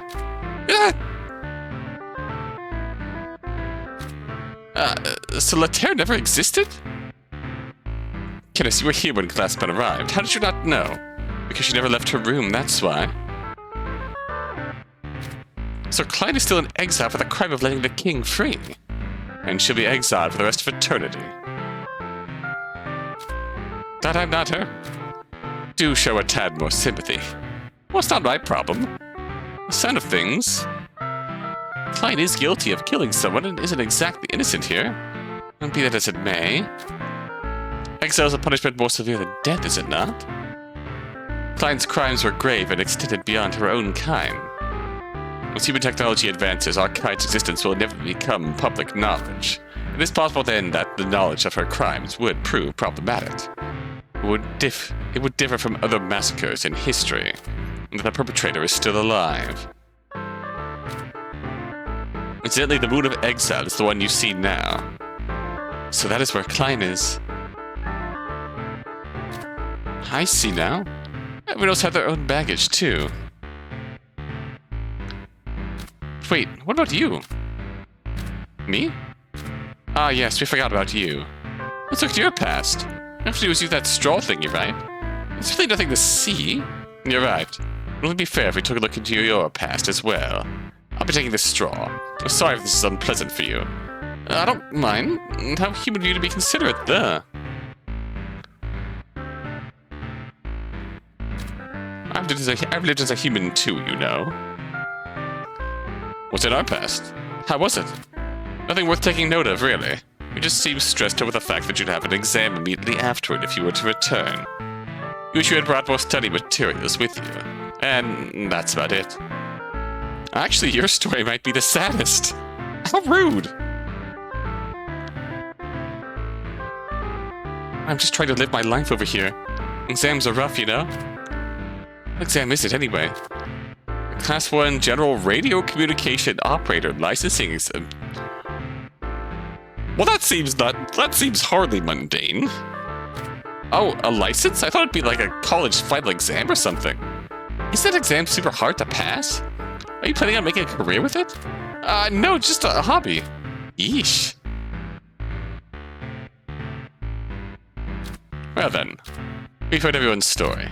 What do we do now? I want to go home already. The two of you should be at the all clear to return to Earth. By the way, Glasspen, I'm able to erase your memories of Laterre. Would you like me to do that for you? What? You can do that? I can. Manipulating human memories is not that difficult a task. That's terrifying. No, I think I'll pass. Your choice. As for you, Kenneth? Yes? You're worried about how this incident will be dealt with according to the laws of the moon, aren't you? I am. Let me handle all that procedures. Given the circumstances, you likely won't be charged with any crimes.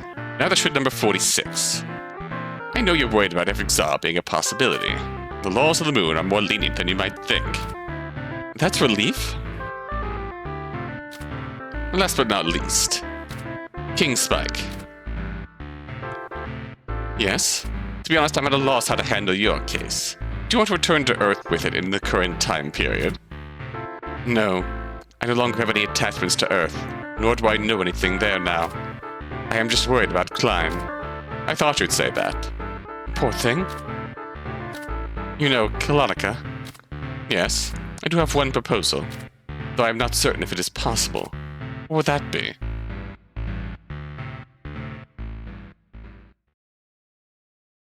Life with Klein? Lars? Glassman? I'm teleporting you both back to Earth now.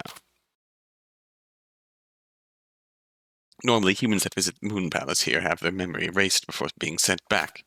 This time, we'll make an exception. But why? For personal reasons. Huh. What do we tell other humans about your kind? If there are two of us with the same story, then we're sure to have more credibility. I doubt that. There are countless pairs on Earth who share a common fantasy. Well, we'll commit to the teleportation. Goodbye. Kenneth, give me a hand. Yes, sir. Well then, goodbye, you two. Yeah, see ya. Why, it'd be nice to meet again someday. It would.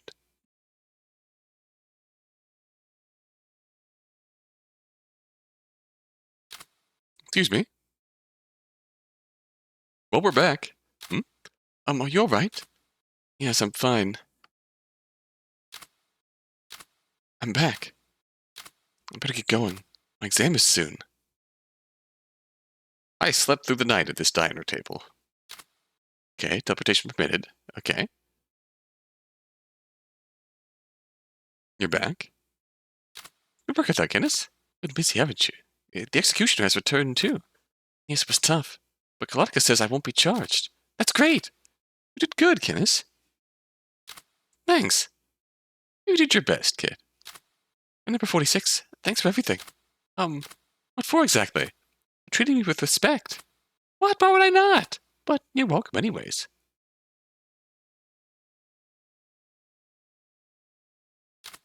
Oh, damn. Alright, Glassman. I'm just no into this. Later.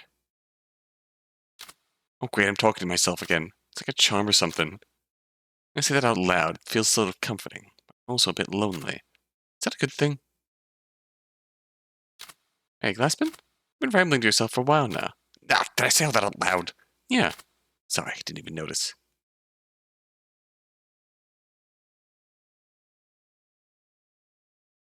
Oh, hello. The 3 individuals have been dealt with and returned. Number 22, Kenneth, has been pardoned. I see. That's relief. And number 67, we commend you for returning. Welcome back, Kalonika. Do you intend to continue as executioner? You no longer erase your memory. If you continue, you might enter an irreversible mental state. Nobody would blame you if you stepped down. No, I'm not stepping down. If that's what you wish, we won't stop you. It's up to you. One more thing. I have a proposal regarding the moon's laws and punishments. It would be for client's sake. You may be mixing business with personal affairs. I haven't said anything about it yet. We will allow it. You'd find it too difficult to continue as an executioner without ideals or aspirations. Good luck, number 67. May you show your intent and be triumphant.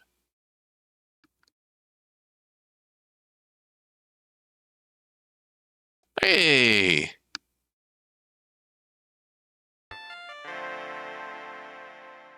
Alright. I did not expect to get this invested into Moonfish lore. And all the intermingled characters throughout. And a character named Railroad Spike.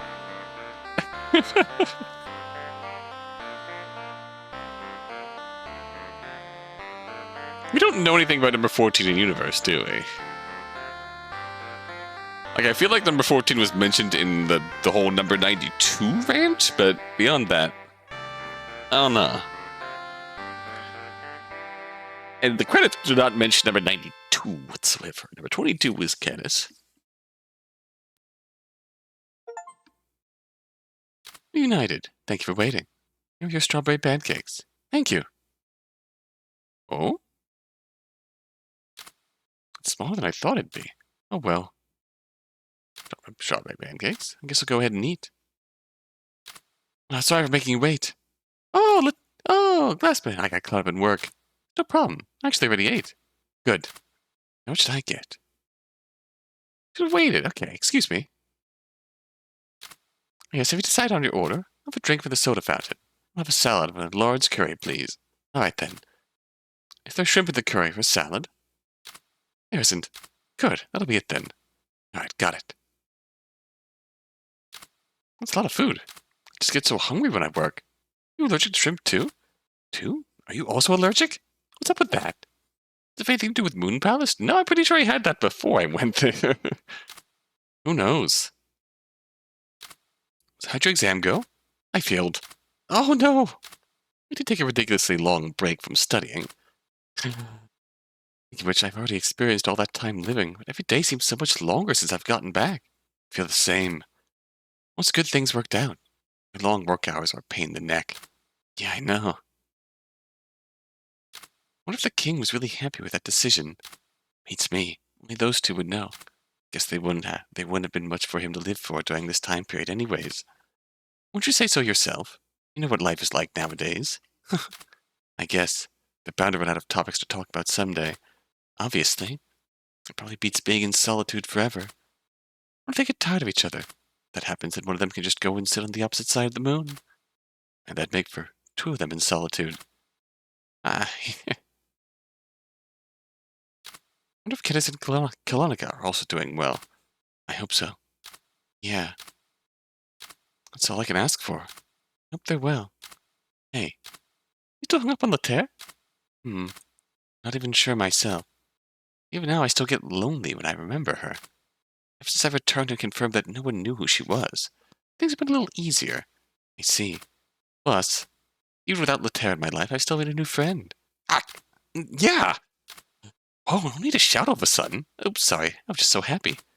You dork. Oh, that's sweet. Sorry for the wait. Here's your salad and curry. Thank you. The end. Well, then don't mind if I do. So delicious. Glad to hear it. Living life.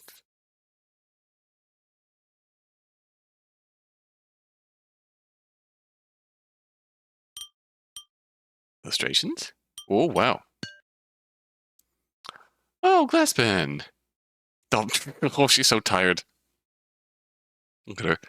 Vacuum cleaner designer. She complains of her job as a lunch. She actually is quite proud of her role and a workaholic. Often approached and asked out on dates, but once her partners realize she'll always prioritize her job over them, they walk out the door. Glassman has lived all of her life ignoring vague feelings of anxiety that suddenly come over her. When she arrived at Moon Palace, those feelings bubbled over, and she was forced to spend an outrageous amount of time in self-reflection. Her mind created Latev as a way to negate her. Yeah. After a long dialogue, Glassman was full of anxiety and fear and grief and stuff, and Later is the ultimate imaginary friend.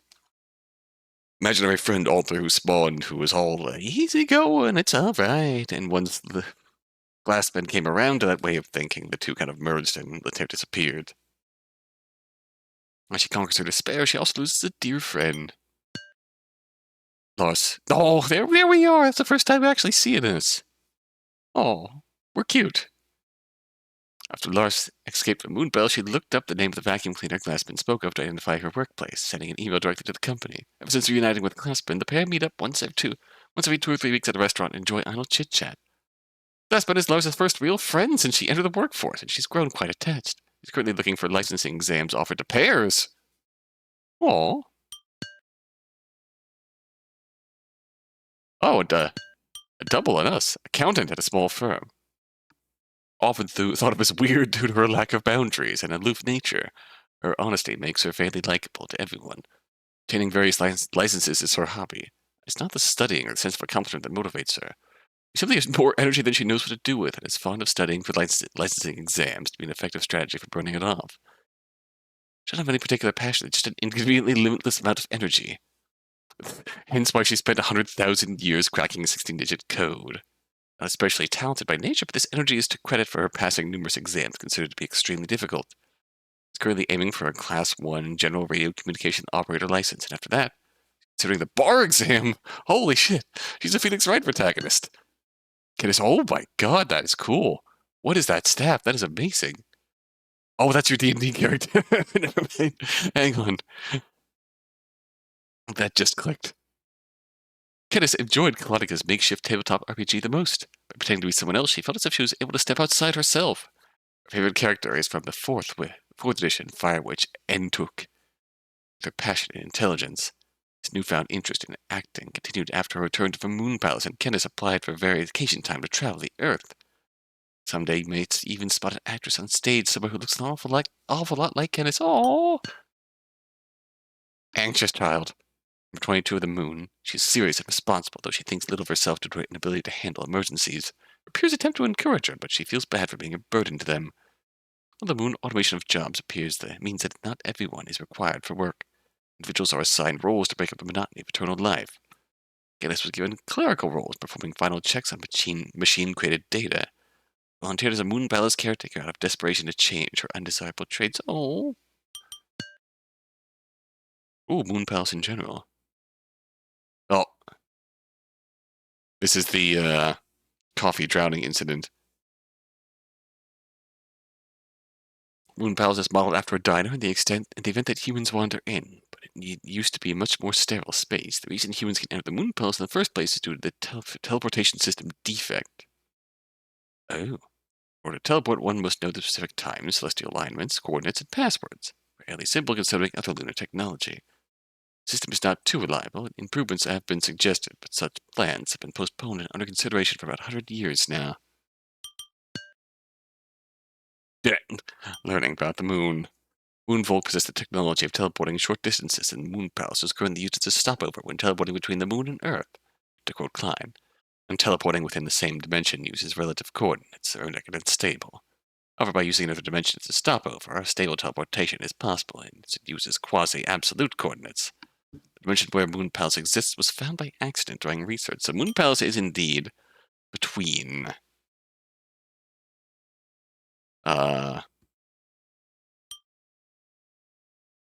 Well, outside of Earth and outside of the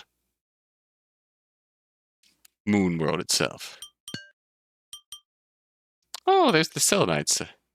The mascot of the Lunar Palace. Age 30 years old. Same age as the Moon Palace. Height approximately 3.5 million centimeters. Wild.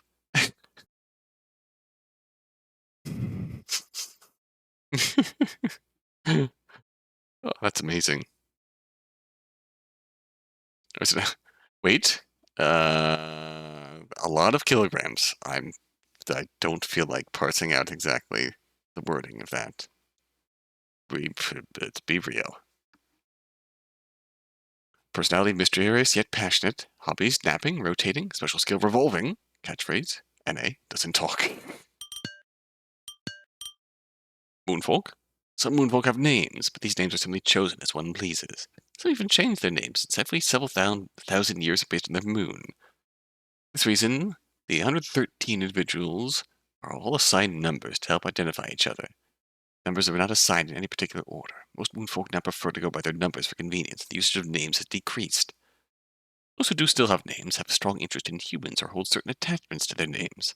Incidentally, Candace was given her name one day by a friend, and Kalonica and Klein are said to have been named each are said to have named each other on a whim. Ah, they really were besties. Moonfolk arrived on Earth approximately 2,000 years ago. I traveled the cosmos in vehicles they called ships, looking for life forms with similar or higher levels of intelligence to themselves. That's when they discovered Earth. Since then, the moonfolk have resided within the moon, quietly watching over mankind and disguising themselves as human. Some moonfolk pity humans, whose civilization will eventually fall to ruin, see the meaning of their own existence as being eternal memory bearers of human life. In any case, many moonfolk have lived pretty pleasant lives over the past 2,000 years. Vibing with the fish. Though mortal, moonfolk are vulnerable to falling into what's called an irreversible mental state, a counterpart to death in humans. Those who fall into an irreversible mental state experience loss of a certain determining quality. This loss is apparent to both others and themselves. The reason behind this state is not understood, but of the 6 individuals now in this state, most underwent a strong psychological shock before their demise, with both experiencing rejection from others. For this reason, the moonfolk have an unspoken agreement to remain somewhat distant yet cordial with one another. This agreement differs from the violatable laws. Moonfolk possess advanced technology, but this is not due to... Oh, is this the fridge? This is not due to a species-specific high level of intelligence. Their intelligence is on par with that of humans. However, due to their immortality, they do not experience the inefficiencies that result from alternating generations or the passing down of knowledge. This is the source of their great advancements, along with the existence of a handful of genuses such as Klein. Average moonfolk are just like humans, and some don't fully understand the mechanisms behind the technologies that support their way of life. One is that of formation. Formation grants the amorphous moonfolk solid forms. Original states are too flexible, meaning that moonfolk must use their thought processes to control their movements, as their intelligence is the same level as humans. Eventually, they looked to living organisms and began taking on somewhat simple and contained forms. Ironically, it is the containing of their form that allows them more freedom. Currently, most moonfolk choose human forms, but some still intentionally take on fish-like forms, though slightly different from the fish found on Earth. Some moonfolk are not suited for formation, and dissolve and revert back to their old forms every several decades. Huh.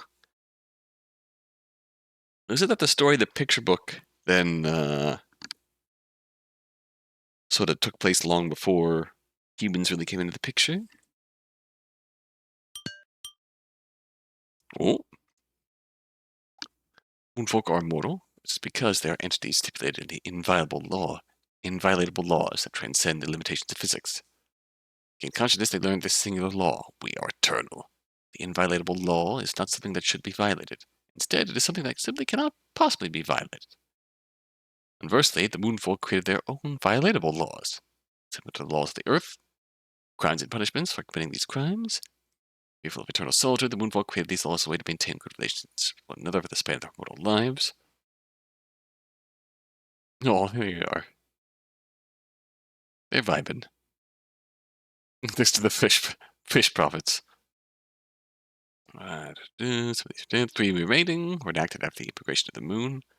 We must not reveal our true nature to humans. We must not harm humans. We must not, without the permission of all 113 brethren, use our laws, technology, or knowledge to interfere with human history, particularly war. Technically did violate 1. Klein did violate 3. Most severe punishment is banishment to the Moon of Exile. It's visible from the Moon Palace. More of a deterrent, no one fathomed that it would one day truly be enforced. Hello, Klein. Long ago, there existed a black viscous sea that covered the surface of a faraway, lifeless planet. No one ever what preceded this state, but by this time the precursors to thought faded in into and out of being. Though they could not by any means be considered consciousness, then all at once a meteorite collided with the planet, the sea into fragments both large and small. Large fragments collided with each other, once again filling in the planet's surface. Small fragments vanished. 113 remaining fragments, neither large nor small, were washed ashore and became what would later be known as the Moonfolk. Ah. Primordial ooze, primordial sea.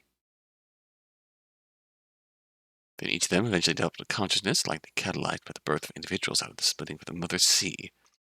Individual entities created consciousness as a means of being aware of interpreting the outside world, as is the most agreed upon theory among the Moonfolk. Selenites? Klein? Klein killed a man. Moonfolk have differing attitudes toward people. Number 65, who once scorned humans for their savage behavior and thought they should be destroyed before they reached space, canted her words when she learned that Klein had killed one. What is the extent to which Klein's actions shook the Moonfolk to their cores? However, if they passed through the Moon Palace during teleportation, Moonfolk look up to the Moon of Exile where Klein languishes. Some are struck with fear, others mourn a friend lost.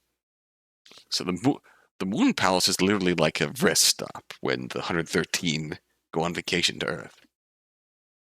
Wild. Science Klein. Murder Klein. Number 68 of the Moon. The Moon's nearly nice. The Moon's most skilled technician and its greatest criminal.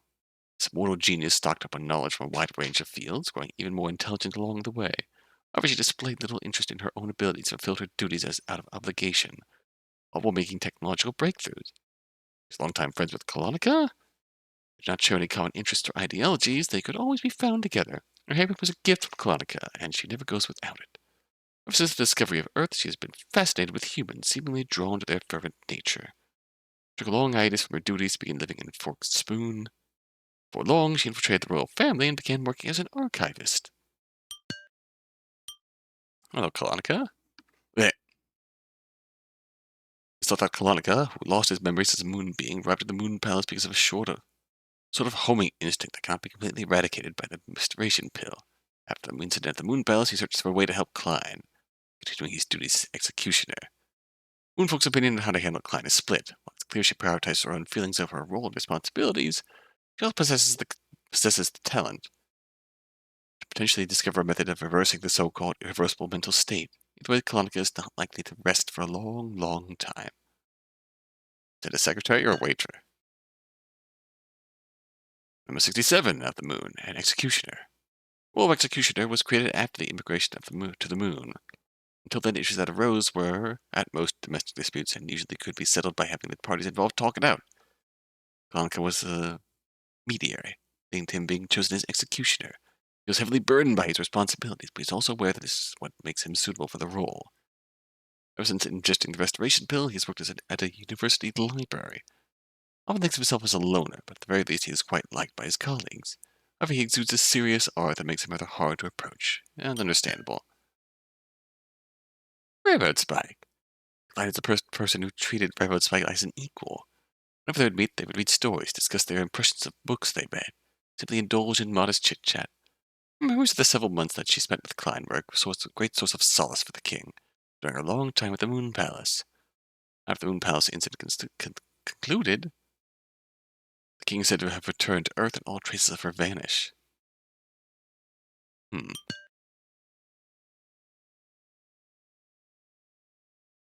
Railroad Spike, the last king of the former country of Forkenspoon. In her younger years, nobody thought that she would become the next ruler.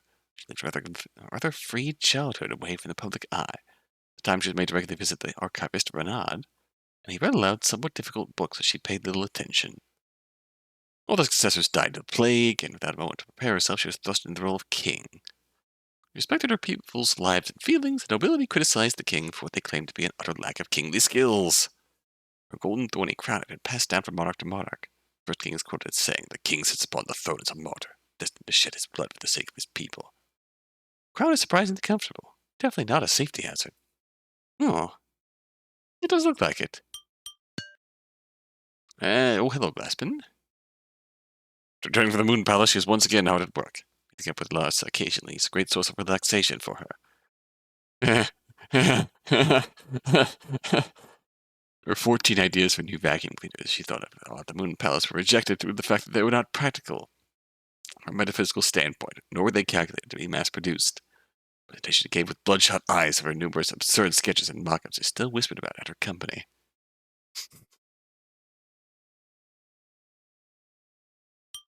Oh, that is great. Ooh. Oh. Ooh, hello.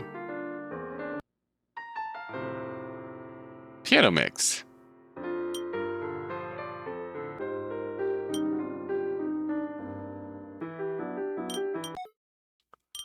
Ah.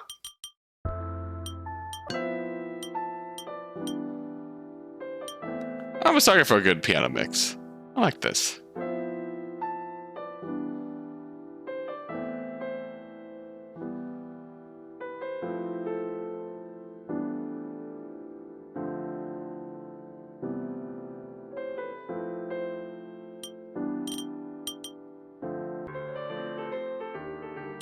Alright, let's see.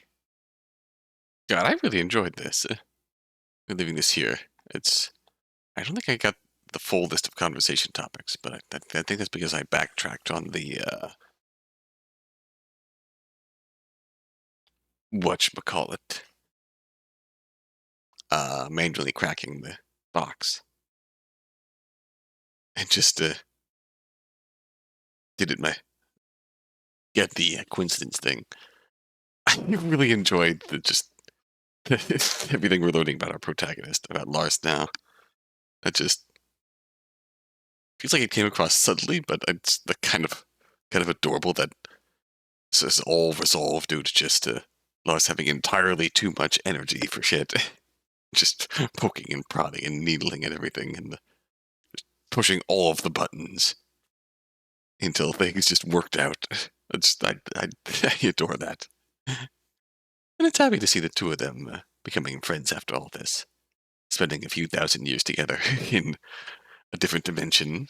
And a little bonding experience. Lost his first friend since he entered the workforce. I don't know if it'd be right to call to put that judge her on the spectrum or anything, but it seems like very much lack of social boundaries and niceties in the workplace. Unspent amounts of energy and focus on just accomplishing tasks. It's lack of boundaries, live nature, uncertain social niceties, just a hyper focused ability to just lock in and focus on just learning shit and accomplishing shit. That's like hyper focus, some degree on the spectrum, and I say this from knowing few people who are similar in nature. ADHD, big ADHD energy, powerful. Love that for her. It's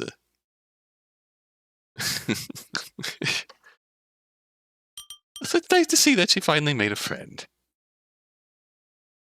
Working out everything with Glaspin and her own who locks in on her job in a completely different way. And that's both socially not well adjusted, but came together nicely to be friends. That's adorable. I didn't expect to get so invested in. I said this earlier. I didn't expect to get so invested in the lives and politics of moon people, and the two human characters in all of it. But I really enjoyed this. I adore the vibes and the feelings of this one, and just leave you on a shot of our two new friends here in the workforce, being awkward together. Strawberry pancakes. Just go off, girls. Have fun. I love that for them. This has been Enjoy the Diner. Did you enjoy the diner? I enjoyed the diner. Enjoy the diner on the Moon Palace. My perplexing question is, so is, like, the Moon Palace like a real diner chain? Feels like that's the implication here. That humans, and the whole teleporter glitch thing, humans don't ever really end up there. It's just a normal diner chain they can go to order food. And then, oh shoot. On that note, I think we've seen everything there is to see around here, so we're gonna call it. We'd find a good picture to leave off on. These are good. Yes, with the our summation here at the end of the day. Be gay, do moon crimes. We will see you next time. Hope you enjoy the diner. Get a drink on your way out. Get a drink on your way out of the soda fountain. Until next time. Until then.